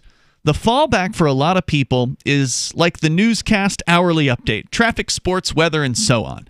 Drill this into your head. It's a horrible icebreaker. There are a few exceptions, like if it's a genuine interest of yours and your boss or colleague shares that passion. But try to move beyond those cliche topics to those that are more important and personal to you. They're probably fine for the elevator when you're just trying to be polite and you don't really want to talk to the person. Yeah, those are those situations that I think they're actually talking about, in this case, although the elevator's a tricky one because it's always a limited amount of time. You don't always know how much time you have in the elevator. So I used my favorite line that I mentioned to you before about what's your favorite, part of your job. That's a good one that I've always found gets an interesting response. When I was at Anarchapulco, that was my line in the elevator as well, because everybody at Anarchapulco this year at the resort was at Anarchapulco, whereas previous years other people would have been at the resort, just families who would have been at the resort happened to be there. This year they rented the whole place, so it was almost a 100% guarantee that everyone you got into the elevator with was also at the convention. So I would ask them, what was your favorite part of the convention? Just to get them talking about something like that. Number 3, be in the moment and observe your surroundings. Open your eyes before you open your mouth. Find something to focus on in your surroundings, like the piece of art on the wall, a quirky gadget or family picture on their desk, a race car helmet, scattered coins from various countries, and so on. This again is presuming that you're in their place. There's bound to be something that will spark small talk and help lead the conversation into unique follow-up questions. This sounds like something from How to Win Friends and Influence People. It does, doesn't Dale it? Carnegie. He said to do this. It's a great book. So, yeah. If you got time, read that book because that takes this whole thing to the next level. In fact, I was just thinking about that the other night after finding this story and thinking, it's been probably 20 years since I've read that book. So I'm not sure I got through the whole thing. I know I started it at one point. Maybe I should read it again. And I've read a number of things about dating manuals. They say, men love to talk about themselves, and I look in the everyone loves to talk about themselves. The men's stuff says the same thing about women. Like women like to talk about. How about everybody likes to talk about themselves? It's true. That's the key to winning friends, and that's if you want to summarize. If you want to summarize Dale Carnegie's book into one statement, it's get the other person to talk about themselves. Well, really, you need to get them telling you a story about their lives or themselves. Because if it's just an interrogation, they're going to be like, "This is weird. Do you have any siblings? Where are you from? Right. Well, where did you go to school?" If it's just a series of questions like that, no, it's got to be like, "What's your earliest childhood memory?" And then a lot of people will want to share that. Let's say you're talking to a CEO of a large, iconic company who's about to retire and you noticed a row of empty boxes along the wall of the CEO's office. You might start with a question, how hard is it for you to leave this job? This will lead to a much deeper and more emotionally revealing discussion, and it would have never have happened had you not noticed the boxes. Number 4 on the list of 7 techniques, share some news that actually happened. If you have news, share it. I adopted a pet over the weekend, or my 6-year-old rode a bike for the first time yesterday. Believe it or not, most people actually want to know more about others, especially if they both work at the same company. If you're new to a company and are leading a team, for example, start your first meeting by going around the room and asking each person to say one interesting thing that recently happened in their lives. As a result of that momentary sharing, you've allowed everyone to feel more personally and genuinely connected with each other. The objective is to be genuine and not simply make something up. Otherwise, you run the risk of not knowing how to answer follow-up questions about something you have little or no experience with. Number 5 on the list of 7 techniques is talk early. Whether you're meeting in person or dialing in for a conference call, talk early. If you wait, 2 things will probably happen. 1, someone else will make the comment you wanted to make. Or 2, your more talkative colleagues will take over with their own follow-up questions. You'll get lost in the crosstalk and miss your chance. So I guess that's more of a group discussion tactic where you're not one-on-one.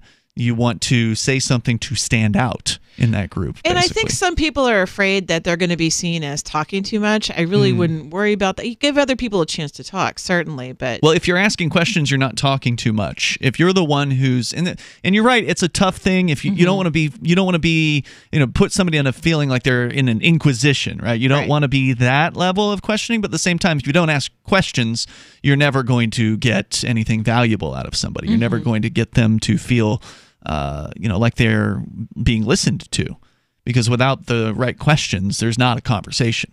There has to be a question.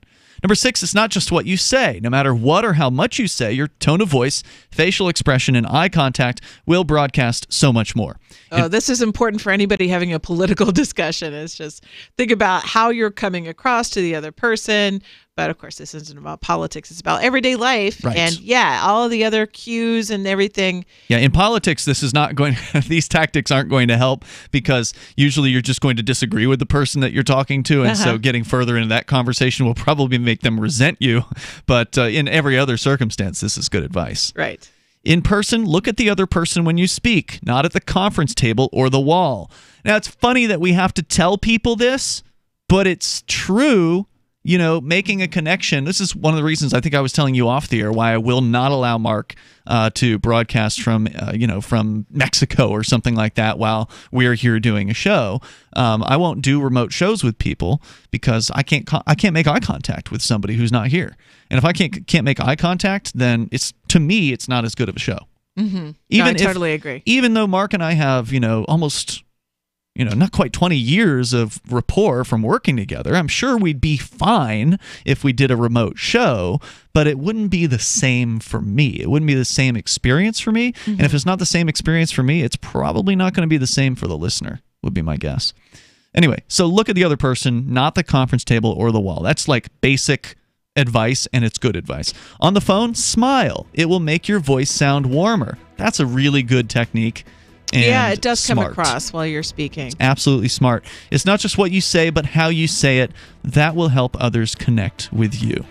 Got one more tip coming up here on making small talk less small. We'll do that coming up on the way here on Free Talk Live. Our number, 855-450-FREE. That's 855-450-3733. And you can share your tips as well. It's Free Talk Live.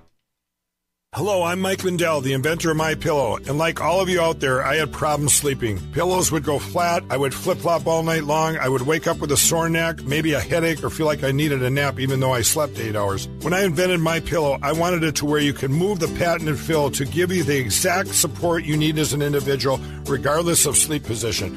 MyPillow will get you into that deep sleep faster, and you will stay there longer. It's not about how much time we spend in bed, it's about how much of that quality sleep we get. I do all of my own manufacturing right here in the United States. I have a 10-year warranty. You can wash and dry MyPillow, and I give you a 60-day money-back guarantee, so you have nothing to lose. And here's Mike's best offer ever. MyPillow is now offering 50% off their 4-pack special plus free shipping. Go to MyPillow.com or call 800-951-5617 and use promo code FTL. That's 50% off plus free shipping. Don't delay. Order now.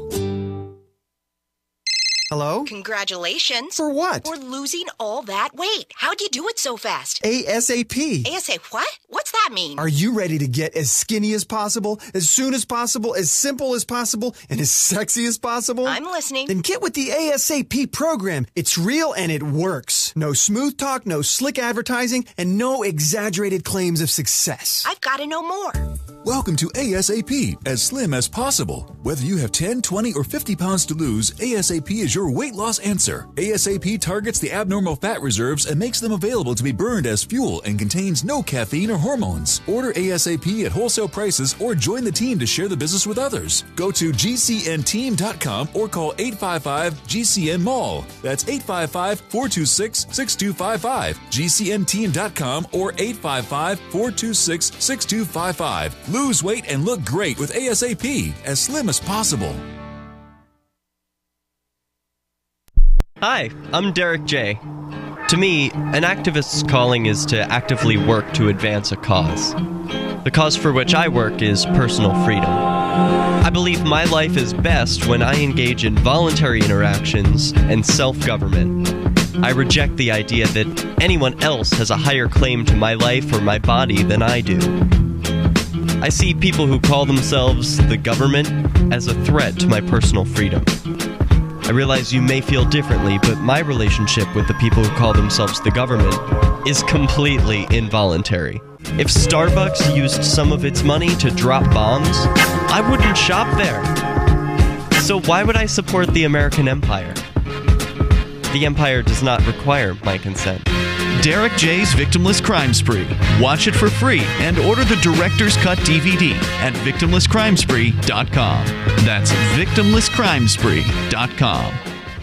Some of you asked, and now we've delivered. LRN.FM's live Keene, New Hampshire studio shows are now streamed in HD on Twitch. Visit our channel at twitch.lrn.fm and give it a follow. If you have Amazon Prime, you get one free subscription on Twitch. If you use it on our channel, Twitch will give LRN.FM a monthly piece of your Prime subscription cost. So please watch, follow, share, and subscribe to twitch.lrn.fm. That's twitch.lrn.fm. Are you tired of governments murdering people around the world? Stop using their money. There is an alternative. Bitcoin is a stateless, free market, non-political currency. Bitcoin cannot be inflated or controlled by any government. By using their money, you're helping the state. Stop doing it. You have an incredible alternative available now. Learn it, use it, spread it. Get started with Bitcoin at bitcoin.com. That's bitcoin.com. Love what we do? Please help support our international satellite channels at patreon.lrn.fm. That's patreon.lrn.fm.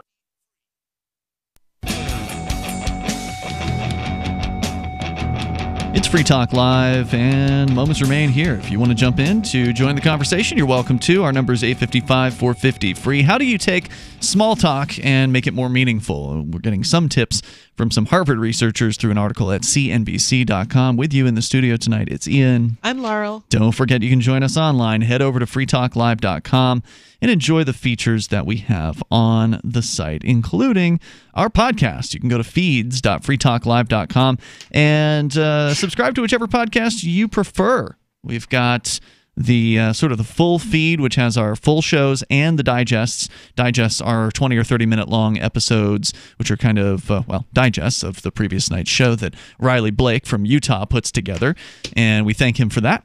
But if you want the digests only, there's a feed for just the digests. If you want the full shows only, there's a feed for that, and then there's the full feed, which has them both. So check them out over at feeds.freetalklive.com and put them in your favorite podcast client. That's feeds.freetalklive.com. Some tips here from CNBC on having a better conversation in whatever the situation, whether it be in an elevator or in a business meeting or just with people in wherever you happen to be.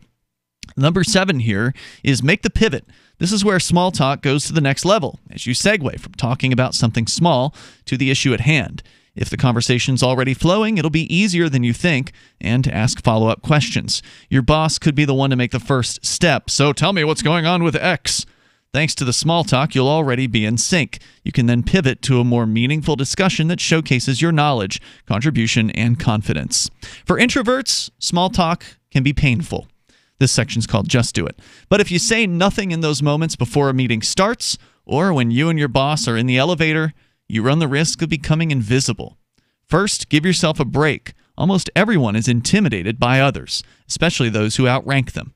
The author says, I remember feeling self-conscious when I met with a 4-star general at the Pentagon, and again feeling that way in a meeting with Britain's then Prime Minister David Cameron, but I took a deep breath and spoke up anyway. It's natural to defer to authority. You are who you are, and no one is expecting a soliloquy out of you. But when you make an effort to speak up, others will listen and connect with you. Since I started my YouTube channel, there is somebody who asked me, he wanted me to do tips on how to talk to girls. Oh, really? And I was very surprised by his request, because I'm the last person to ask for relationship advice. And as though there aren't a million, opinions about that already on the internet. So, but I think that this article right here, just tips on how to begin making conversation with people, is really important. It seems like something sort of silly and trivial, but this is actually really important for somebody who's having trouble meeting people, whether it's somebody of the opposite gender or just somebody who's having any kind of challenges socially. I think so much of it is the first 10 minutes, just getting that conversation going. And then once you become comfortable, and it really just takes a few minutes, then your own personality can come and take over. But it's a hump that a lot of people have a lot of trouble getting over. So especially if somebody's having trouble meeting somebody of the opposite gender, this is it. Like all the things in this article, this is it. This is what you need to study. Yeah, and there's nothing, some people might look at these tips And honestly, I'd like to see more. I'd like to see more of these suggested questions for this ACT, authenticity, connection, and taste. I think that some people could look at this and say, well, this is disingenuous. You're not being, the real you. But the reality is you need to step out of your comfort zone. If you are just being quiet because that's the natural way that you are, then as it says here, you may end up being overlooked. You're not conspicuous, especially in a business context. It's very, very important to be, to have whoever it is you're meeting with be aware that you're there and that you can ask good questions and you are thoughtful and you're thinking of things. So. This is just training on socialization. It's nothing, and people. It's unfortunate that people see it as fake because. This is just how to be social with other people. It's not fake at all. Right. It's part of being a better communicator and being a better person because you're not doing it. There's a cynical view of how to win friends and influence people, right? Like the title sounds kind of manipulative. Right. But the reality is we do want to have relationships with people.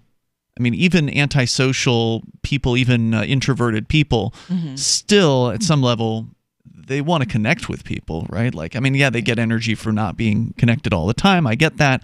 But in order to live in society, we have to be around other people. It's just, that's how it is. So wouldn't you want those relationships to be better? Wouldn't you want people to feel better about encountering you and, having a relationship with you, whether it be a romantic one or a business one or just a neighborly one?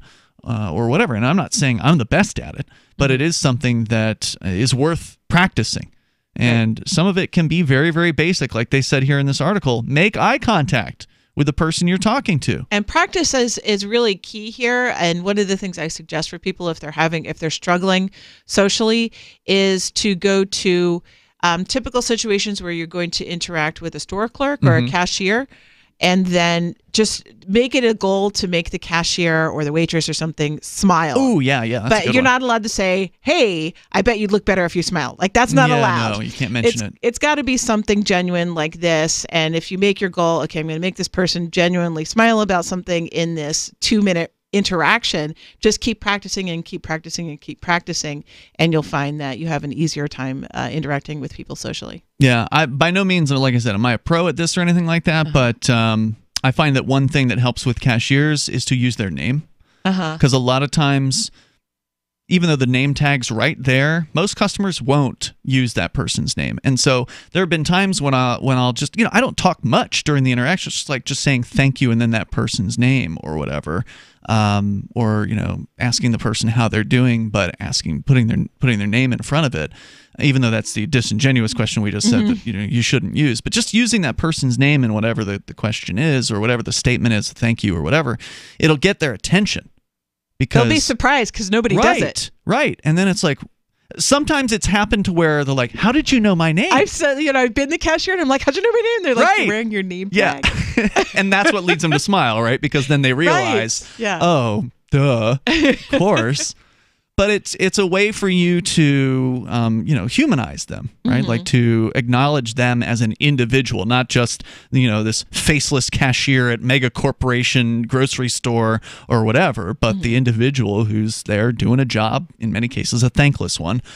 So, saying thank you to waiters and waitresses and cashiers and using their name is one way to get that response. Yep. Let's go to your calls and thoughts here. We go to Sarah in New Mexico. You're on Free Talk Live. Hello, Sarah. Yes, I have learned that most people will be an activist and work on things that they will benefit from. No, really? You're telling me that people are self-interested? Well, I mean, for example, like self-driving cars, like they feel that it's going to be here like maybe in 20 years and they'll be like gone by then. They might be like at 40 or 45 and then they'll be gone. So why would they feel like, why would I invest in this if I'm not going to be in the self-driving car? So that's my example. So what is wrong with being an activist that you're not involved with? Like what's wrong with that? Well, people can't find passion for things they're not interested in. So you can't find people generally who are going to take an interest in things that aren't interesting. Yeah, I'm not going to coach like a little league baseball game because I just don't care. Right. I would be a terrible coach. I'd be like, yeah, just run around. Who cares? There's a bunch of state house hearings that happen every single day, and I'm not interested in most of them. But a good activist would show up at as many as they possibly could if that was what their activism was. The interest would say that you have something like, what about like environment? Would you be interested if you're concerned about grandkids? You might be 80 years old, but you're like, I love my grandchildren. I love my children. So you I don't want have them grandchildren. To have clean air. No, but I'm just saying. For example, I meet these ladies at the environmental committee at that church, and she's like 85 or 80 years old. But I love my grandkids, and I want them to have clean air and clean water. So it's got nothing to do with really her. No. That's true. Somebody can absolutely say, I'm doing this for my children. I want to make a better world for my children. That's a fairly common activist motivation, I would say. So, yeah, it's not always internal, but still it's because they value their kids or their grandchildren is why they're doing that. It's still their own interests, and their kids are obviously one of their largest interests in their lives. Mm-hmm. That's just the way it is. Sarah, do you have any good questions for making small talk better? What do you like to ask when you meet somebody new? When I meet somebody new, well, I'm just not concerned about it. You know what I mean? I'm either. Do you say how are you? I got my self-interest. I'm either I'm pushing the who's political directory, or I'm talking about the pedestrian fatalities. See, you're just in it for you, aren't you, Sarah? Thanks for the call tonight. Appreciate it. Because, again, people love to talk about themselves. We'll see you tomorrow online. In the meantime, you can join us over at freetalklive.com. Hey. On Free Talk Live, we're bringing people to the ideas of liberty every day. From wrestling superstars like Glenn Jacobs. You guys really are having an impact, I believe. Like I said, a lot of where I am now is due to listening to Free Talk Live. You changed my mind on some very important issues years ago. To random people tuning in on the radio. I was kind of stuck in the left-right paradigm. I heard your show by chance on a Saturday night. From there, I went on, joined the Free State Project, and become an amplifier. So, I mean, that's really the reason why I amp is because I know that if it wasn't for you guys being on as many stations as you are, I never would have found the ideas of liberty. Your amp will directly change more lives by getting Free Talk Live in front of people looking for talk radio online and on the air. When you amp Free Talk Live, you get perks like access to the AMP-only Facebook group and AMP podcast. Visit amp.freetalklive.com. So you've signed the Shire Society Declaration and are planning your move to New Hampshire to be around more liberty-oriented people. Next, sign up for the Shire Society Forum at forum.shiresociety.com. There are a bunch of people there who are already in the Shire, and they want to meet you. If you're already in the Shire physically, you should also come by the forums. Remember, not everyone uses Facebook. New people are signing up for the Shire Society Forum every month, so drop in and say hello at forum.shiresociety.com. So you've heard all 3 hours of the latest episode of Free Talk Live, and you're still hungry for liberty-oriented audio content? Did you know that we have another 24/7 audio stream at LRN.FM? The Liberty Radio Network airs the latest episodes of some of the best liberty-oriented podcasts on the internet around the clock. In addition to recorded content, you'll also hear live shows like Free Talk Live, originating from our Keene, New Hampshire studio. So listen anytime at LRN.FM. That's LRN.FM. The latest episode of Declare Your Independence with Ernest Hancock is next after the news on the Liberty Radio Network at LRN.FM. This is the Liberty Beat, your daily source for liberty news and activist updates. Produced in partnership with SNLS News and listeners like you. Online at libertybeat.news and snls.news. I'm Mick Murrow with the Liberty Beat for Tuesday, March 12th, 2019. Gold opened the day at $1,297. Silver opened at $15.39. And Bitcoin is trading around $3,852.65. Today's prices are brought to you by InnoScale. Take off with Managed Cloud. Looking for a safe, secure way to store your important files online? Let InnoScale handle it for you. Their high-availability cloud servers are the perfect solution for clients needing one or more secure, scalable servers with built-in hardware failover protection. For details, see them online at innoscale.net. In the news, a new WikiLeaks document has raised suspicion over the appointment of Saudi Arabia, one of the world's worst human rights offenders, to oversee the UN Human Rights Council. The Anti-Media reports the international nonprofit organization that publishes secret information, news leaks, and classified media has uncovered secret documents showing that the UK had a major role in the controversial decision. According to documents released last month by WikiLeaks under the headline, "What has WikiLeaks revealed about David Cameron and the Conservatives?" the UK engaged in secret vote trading with Riyadh to ensure both states were elected to the UN body. It also suspects that payments may have been made to get the Saudis appointed to the coveted position. One of the cables shows that Saudi Arabia transferred $100,000 for expenditures resulting from the campaign to nominate the kingdom for membership of the Human Rights Council for the period 2014 to 2016. It's unclear where or how the money was spent. The Liberty Beat is sponsored in part by Brave Botanicals. High-quality kratom and CBD at reasonable prices with excellent customer service. Brave Botanicals is activist-owned and mission-driven, fighting for your right to consume plant-based medicine and natural remedies. Find out more at mybravebotanicals.com. And right now, Liberty Beat listeners can save 10% by using promo code SNLS at checkout. This is the Liberty Beat for Tuesday, March 12th, 2019. Find us online at libertybeat.news and snls.news. Your news now continues. A recent European Union announcement about national IDs will destroy millions of people's privacy and create a near-global biometric database. Activist Post reports that an article in Statewatch News revealed that the EU has agreed to create a mandatory national biometric ID card. Earlier this week, the Nepal government announced their plans to roll out a national biometric ID card that will affect 30 million people.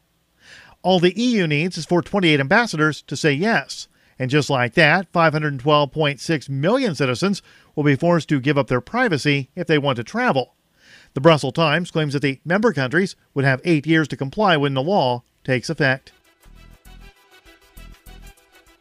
Concerns regarding the Trump administration's increasingly hostile policy in Venezuela grew Tuesday after Secretary of State Mike Pompeo announced the United States was withdrawing all diplomatic personnel from the country. The Anti-Media reports that Pompeo cited the deteriorating situation in Venezuela that escalated in January after the U.S. recognized opposition leader Juan Guaido as interim president, rebuking President Nicolas Maduro and coordinating efforts to overthrow the elected government. Guaido told Fox News Monday he plans to invoke Venezuela's constitutional Article 187, which he claimed allows for an outside country to cooperate or to assist Venezuela in this sense. Both Guaido's escalated rhetoric and Pompeo's move came days before a planned rally outside the White House, where thousands of Americans are expected to protest a potential military invasion and regime change in Venezuela. Most recently, a power outage that has gone on for 5 days has led the U.S. to accuse Maduro of failing to run his country effectively, even amid reports in the New York Times that the sanctions the U.S. has imposed in recent weeks are to blame for the blackouts. Support for the Liberty Beat comes from the Conscious Resistance Network, featuring videos, news reports, and articles from a spiritual anarchist perspective. Experience the Conscious Resistance at theconsciousresistance.com. How would you like to have your business featured on the Liberty Beat? You can. Just send an email to libertybeat@snls.news for details. This is the Liberty Beat, produced in partnership with SNLS News and listeners like you. The Liberty Beat is online at libertybeat.news and snls.news. I'm Mick Murrow reporting for the Liberty Beat for Tuesday, March 12th, 2019. Reminding you, spread liberty with a smile. To help you understand how dangerous narcotics operations have persisted despite decades of bold efforts to completely mishandle the problem, we now present The Onion Explains, the drug trade. The cartels remain as powerful as ever. Experts say that the only solution is to eliminate the demand for illegal drugs by instead getting buzzed on common household products, like cough syrup. Not only do items such as nail polish remover and model glue get you ripped if you really breathe that in. They also help shrink the market for cartel drugs. Cartels would stand to lose billions if even a third of the people using their cocaine or methamphetamine instead huffed Freon, which will knock you right on your ass just as quickly. It's easy to get by cracking open an air conditioner. If enough people realize that keyboard cleaner will put you in a insane trance and that it's just sitting there right now in your desk drawer, the costly war on drugs could very well end tomorrow. And now, live from the studios of Freedom's Phoenix, Ernest Hancock. Believe me when I say we have a difficult time ahead of us. But if we are to be prepared for it, we must first shed our fear of it. I stand here without fear because I remember that I am here not because of the path that lies before me, but because of the path that lies behind me. I remember that for 100 years we have fought these machines. And after a century of war, I remember that which matters most. We are still here! Today, let us make them remember. We are not afraid!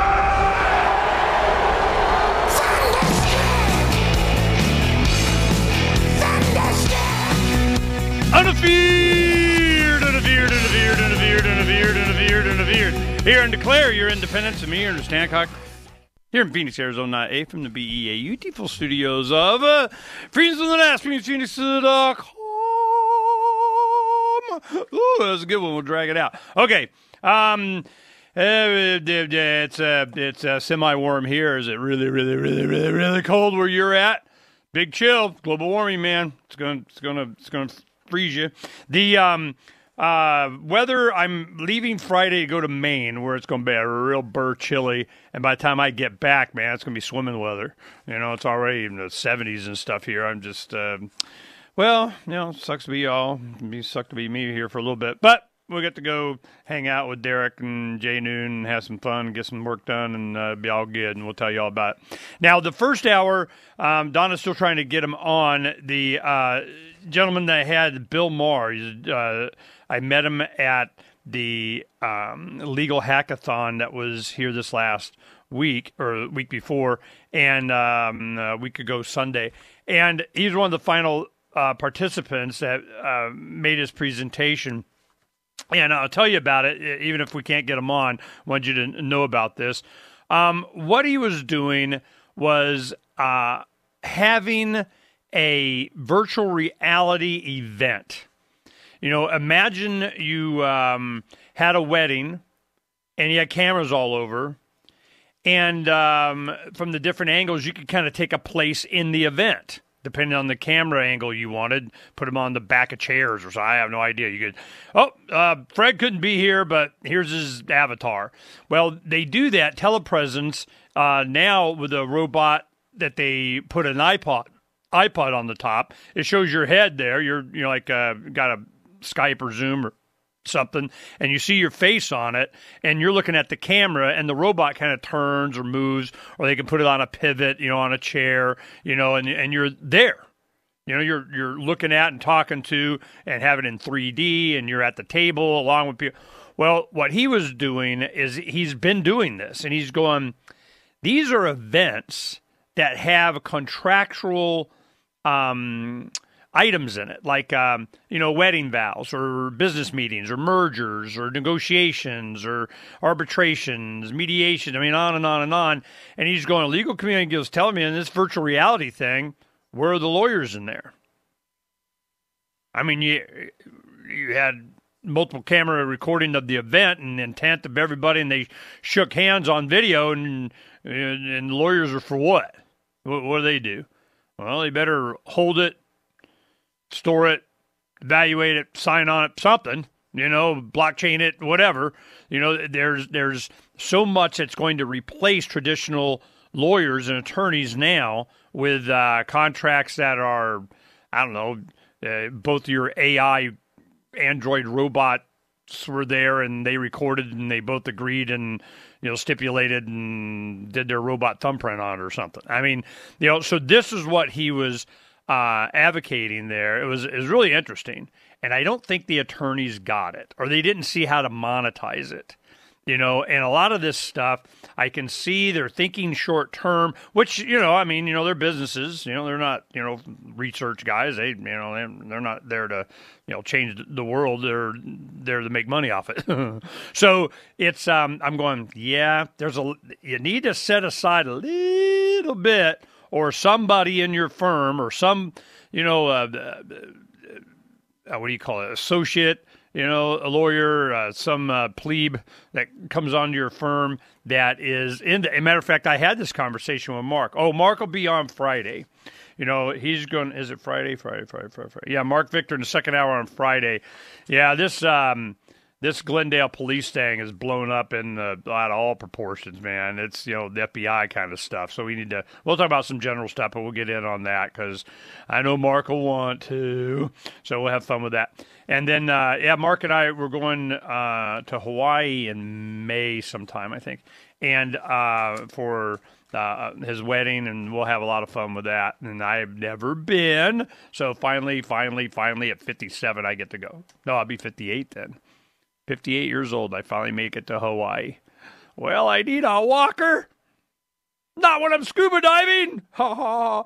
So anyway, we're saving up for that.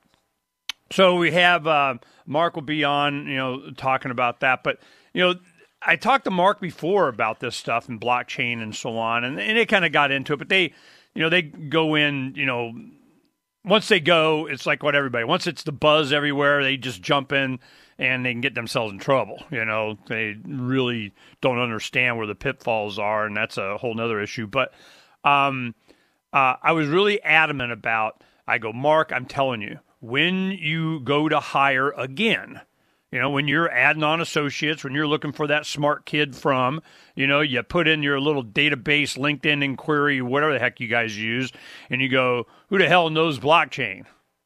Who mined in their dorm? Who made money with crypto and paid themselves through college to law school? That's the guy, So, or gal. So that was one thing that I was emphasizing that he do.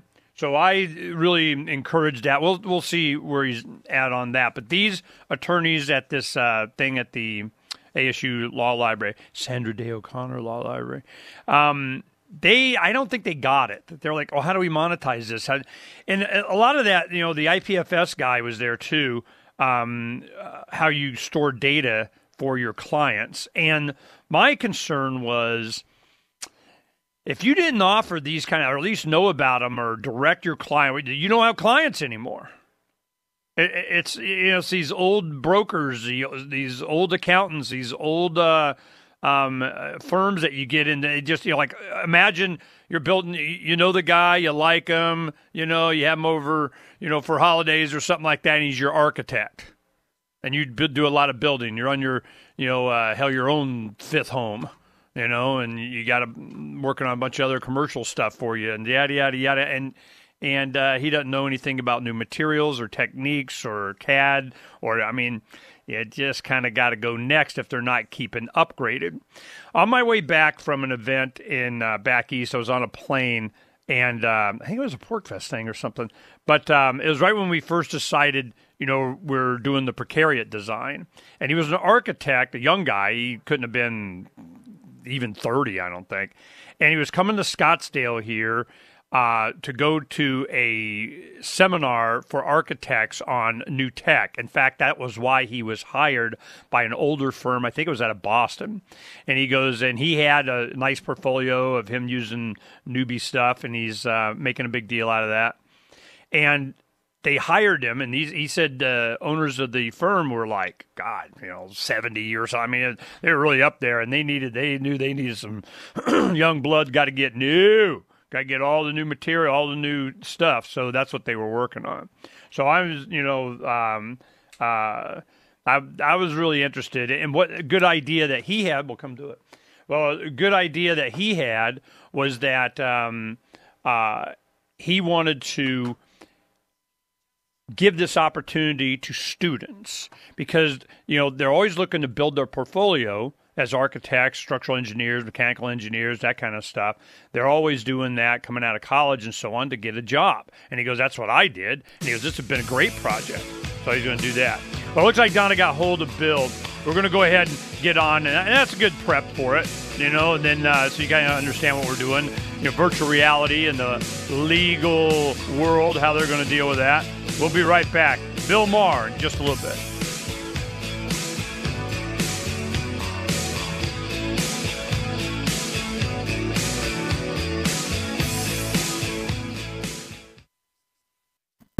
From the second letter of Captain Mark. Any pirate knows that commerce is communication. Markets condense oceans of information into a single price. Innovations in communication are circumventing the scrutiny of the crown. This signals a change in the coin of the realm. The crown uses digital currency to surveil, censor, seize, and destroy wealth at will, so pirate currency must protect us from this weaponized money. We need to move funds further, faster, cheaper, and without third-party observation, basing decisions on an accelerating flow of information. So pirates require nearly instantaneous transactions with no arbitrary limits on volume or artificial influences on fees. Most importantly, a pirate currency must preclude centralization. Otherwise, it will become another link in our chain to the crown. A superior currency will result in the obsolescence of the coin of the realm and the extinction of the crown itself. Trade above the grid. Join us at pirateswithoutborders.com. Hi, I'm Derek J. To me, an activist's calling is to actively work to advance a cause. The cause for which I work is personal freedom. I believe my life is best when I engage in voluntary interactions and self-government. I reject the idea that anyone else has a higher claim to my life or my body than I do. I see people who call themselves the government as a threat to my personal freedom. I realize you may feel differently, but my relationship with the people who call themselves the government is completely involuntary. If Starbucks used some of its money to drop bombs, I wouldn't shop there. So why would I support the American empire? The empire does not require my consent. Derek J's Victimless Crime Spree. Watch it for free and order the Director's Cut DVD at victimlesscrimespree.com. That's victimlesscrimespree.com.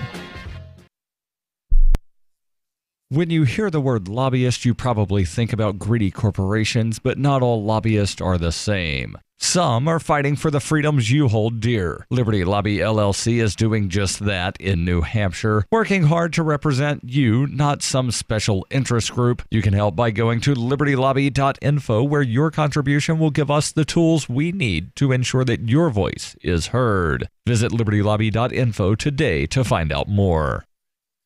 Did you know you can listen to LRN.FM via our free-to-air satellite channels? We have channels over nearly all of North America and much of Africa. All you need is an affordable receiver and a dish as small as 30 inches. There are no monthly fees. Learn more at sat.lrn.fm. Plus, if you are a broadcaster or want to be one, this is a good delivery method for our content. See our coverage maps and get details at sat.lrn.fm. That's sat.lrn.fm. sat.lrn.fm.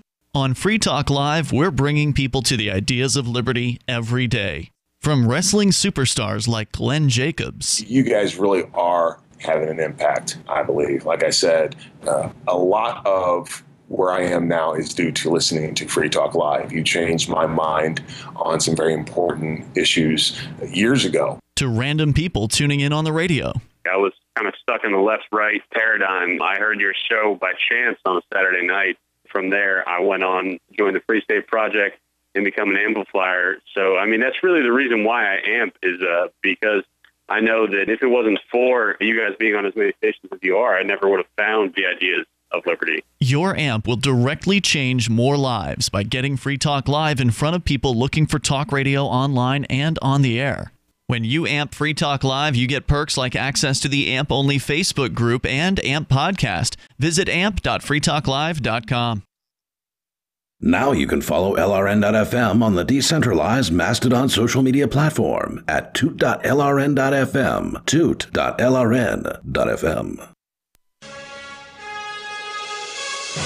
Roads, it's the Ernest Hancock Show. Where we're going, there aren't in a rose. We don't need no stinking row ads. Okay, you guys need to hang out in the, for certainly the third hour. Doug Scribner and Ernesto Huertas is coming on. Doug Scribner, Doug Smoothie. He's got all kinds of, new stuff. He's got Bitcoin ATMs that are going up everywhere. And this is what do they call it? I don't want to say. I'll get it wrong and say another one and they'll be all pissed off. But, Vault Logic. This is doing ATMs cash on the one side and crypto on the other side, and same machine, but they're separated by a ribbon or something. So, they're separate. And tomorrow we have James Corbett, the Corbett Report on. We're going to try and not have him late night Japan anymore. We're going to start doing a special broadcast with him, and this will probably be the last one we'll have on the live show with James. And if a special thing, we'll do it. And then, of course, Tim Pachote in second hour. Dr. Judy Mikovits, third hour tomorrow. Thursday, Frank, Trump Report, and some other social justice of, the Marvel movie of everything. He's definitely off on that kick. Jacek Spendel with the kids from Nepal, Russia, Venezuela is the next three that we're doing on the Language of Liberty Project Arizona effort. That'll be interesting. Friday, Jordan Page is doing the Schaefer Cox story. He's doing on his album. He's got some information on that. Mark Victor, attorneyforfreedom.com. This Glendale police thing, tasing in the testicles kind of, man, that is huge. So Mark's going to tell us all about that. He's his attorney. And Ash Oro from Narcapoco, crypto economist, will be talking on Friday. Now we got Bill Maher. I met him a week ago Sunday, and it was a legal community hackathon that was nationwide. He can tell us about that. And he was one of the finalists there doing his presentation. And Sunday I happened to go there. Another person in Makers of Phoenix here. I got it up on the screen, Makers of Phoenix. We have they have meetups all over, and it's a hacker space, makers, that kind of stuff. He's involved in that. He and Jay know each other, but they have separate emphasis on different things. So we're going to get involved because we got a lot of tech and stuff that we've been doing for a long time, and it's time to start sharing and see what's up. So what Bill, say hello real quick. Hello. Okay, now this is what I'm going to do. I'm going to, while I was waiting for Jay, he was there for IPFS. And so I was interested in that, and I made it there. And there were 3 presentations. There were 2 young men that were doing artificial intelligence on all case law for judges, since forever, and the Supreme Court, and that you could predetermine what their decisions might be. So you can see lawyers, they go, whoa, that might be of interest to me. So then you had Bill was doing his presentation, is that he has cameras and so on for many different events like weddings or contract signings or negotiations or something. What's the role for attorneys when everything is recorded from multiple angles and you get a 3D visual representation of there it is? And they're like, of course they want to monetize it, but I'm going, man, if you don't offer this kind of stuff going in the future, you may not have a client. So I'm just wondering, Bill, go ahead and tell the audience about what you're working on in your presentation, and we'll get to know each other from there. Go. Yeah, the idea was that I have been delving, because I design computers and embedded stuff. And what's been happening is that, I'm about ready to retire, but I came upon this really cool system.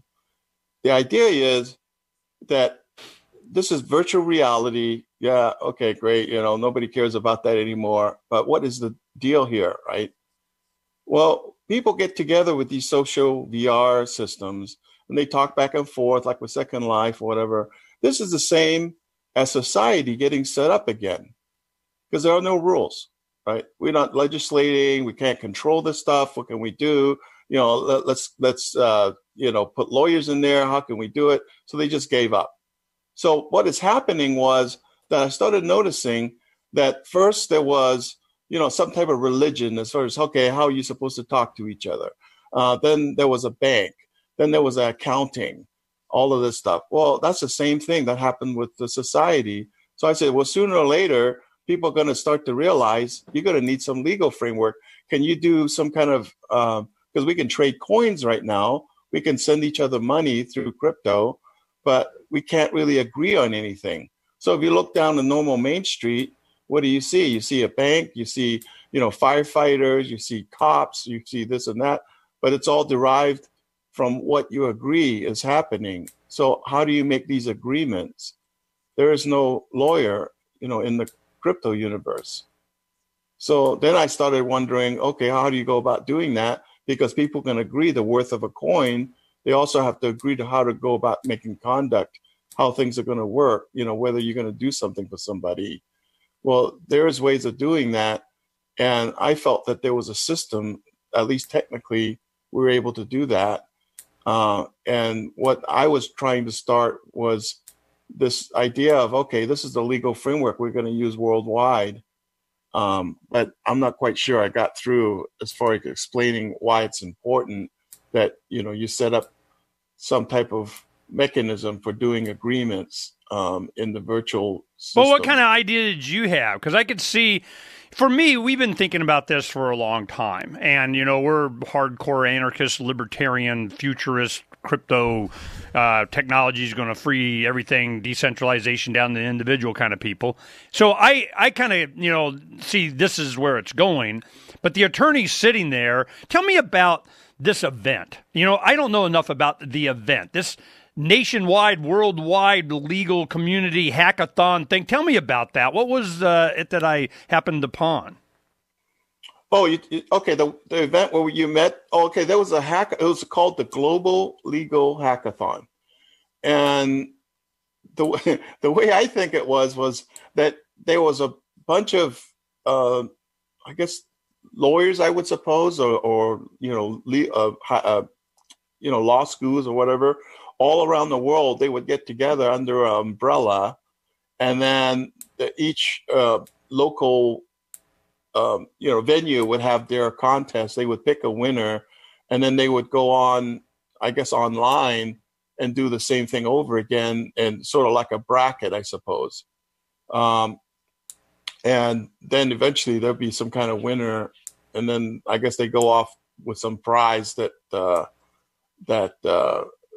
whatever the sponsors give them or whatever. I don't even know what the prize was. I didn't really care, actually, but you were there to present. Well, how is it that you it started like days before? I mean, it was not just you three. How did you wind up presenting on Sunday? Was that just your turn, or was it elimination process, or what? No.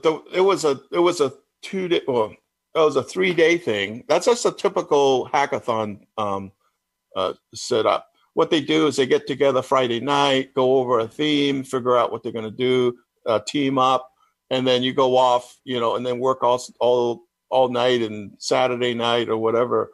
I guess, being a bunch of legal people. Well, yeah, keep going. I'm sorry. So being a bunch of legal people, they go home and, have a nice dinner. But I went home and I just started studying the idea of the theme, which was, legal framework in high fidelity, how you can actually make contracts with other users. When we come back, we'll find out more about the legal community and them starting to penetrate into. Are you tired of your taxes funding endless occupations around the world? Antiwar.com is run by people who understand that wars abroad become wars at home, wars on our freedoms. Antiwar.com is dedicated to bringing you the latest in news, views, interviews, and reviews from the top movers and shakers in the anti-occupation movement. Antiwar.com has it all, from thorough foreign policy analysis to interviews with whistleblowers who used to run the military-industrial complex. Anti-war, pro-free market. That's antiwar.com.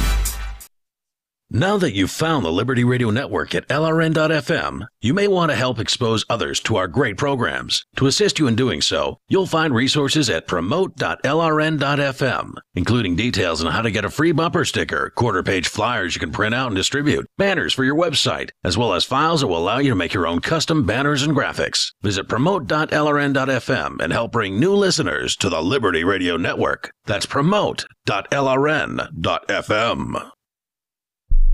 The Free State Project has reached its goal of 20,000 liberty lovers who've pledged to move to New Hampshire and get active to achieve liberty in our lifetime. Perhaps you're trying to figure out what part of New Hampshire should be your destination. If so, consider Keene. You'll find more than 150 reasons to move to Keene at move.freekeene.com. Keene is famous for its historic, publicity-generating activism, as well as being the liberty media capital of the world. It's home to freekeene.com, New Hampshire's destination for liberty activism, news, and opinion. For years, we've been compiling over 150 reasons to move to Keene at move.freekeene.com, where you'll learn about some of what's happening here and what makes Keene a great place to live. If you love liberty, you'll probably enjoy anywhere you end up in the Shire. But do your due diligence first. Please visit move.freekeene.com for the full list of over 150 reasons to move to Keene. That's move.freekeene.com. There are basically two types of advertising, direct response and branding. Radio's great for direct response with its low cost to listener ratio, but audio can't be beat for branding, which is a longer-term endeavor. You want to be the first thing that someone thinks of when they think about your product or service. If you have a local business that you want kept top of mind in your community, call the station. If you need national reach, Free Talk Live's got around 200 radio stations, millions of monthly listening sessions, can suit all budgets, and if we don't think we're right for you, we'll tell you. Email me, mark@freetalklive.com. LRN.FM is proud to announce our official listening apps for Android and iOS devices. Now you can easily tune into our streams anywhere, anytime on your smartphone or tablet. Just visit apps.lrn.fm or search for LRN.FM in the Android or Apple app stores. Please download, rate us 5 stars, then share the link on your social media and let your friends and family know how you're listening to LRN.FM.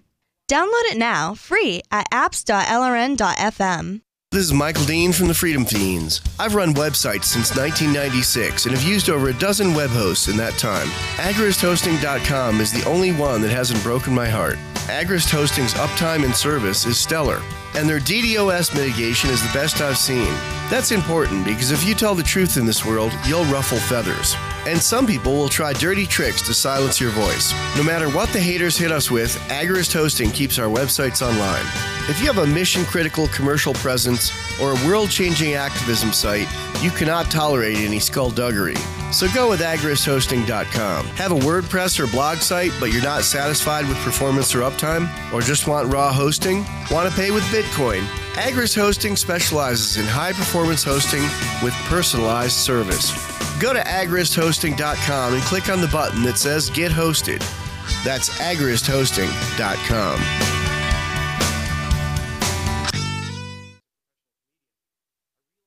This is the Liberty Radio Network, broadcasting the latest liberty-oriented audio content 24 hours a day at LRN.FM.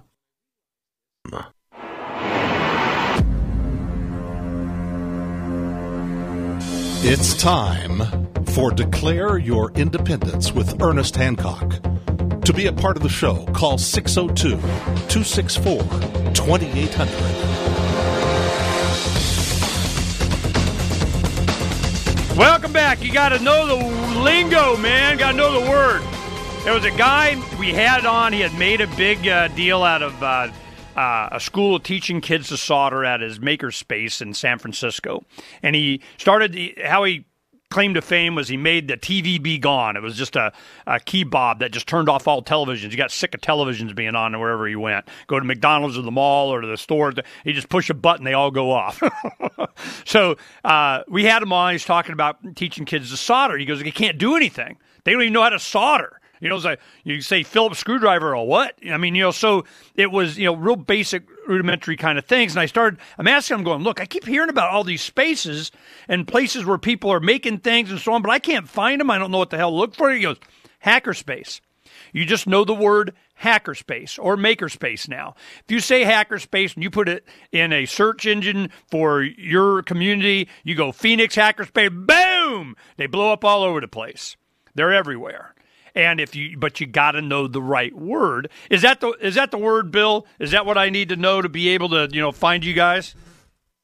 Yeah, actually, if you go to the meetup page that I have, I actually put together a map that lists all of the vendors, the what I call creative spaces, not just makers. You know, there are several places in different ways, different business models. As well as the co-working spaces where people get together to try to work. You know, you can rent a desk, you know, rent a room for the month, whatever, how people get together and make business and do tech. So check out that map, because, it's actually a little bit more, because the map, you can search for, whether you want a 3D print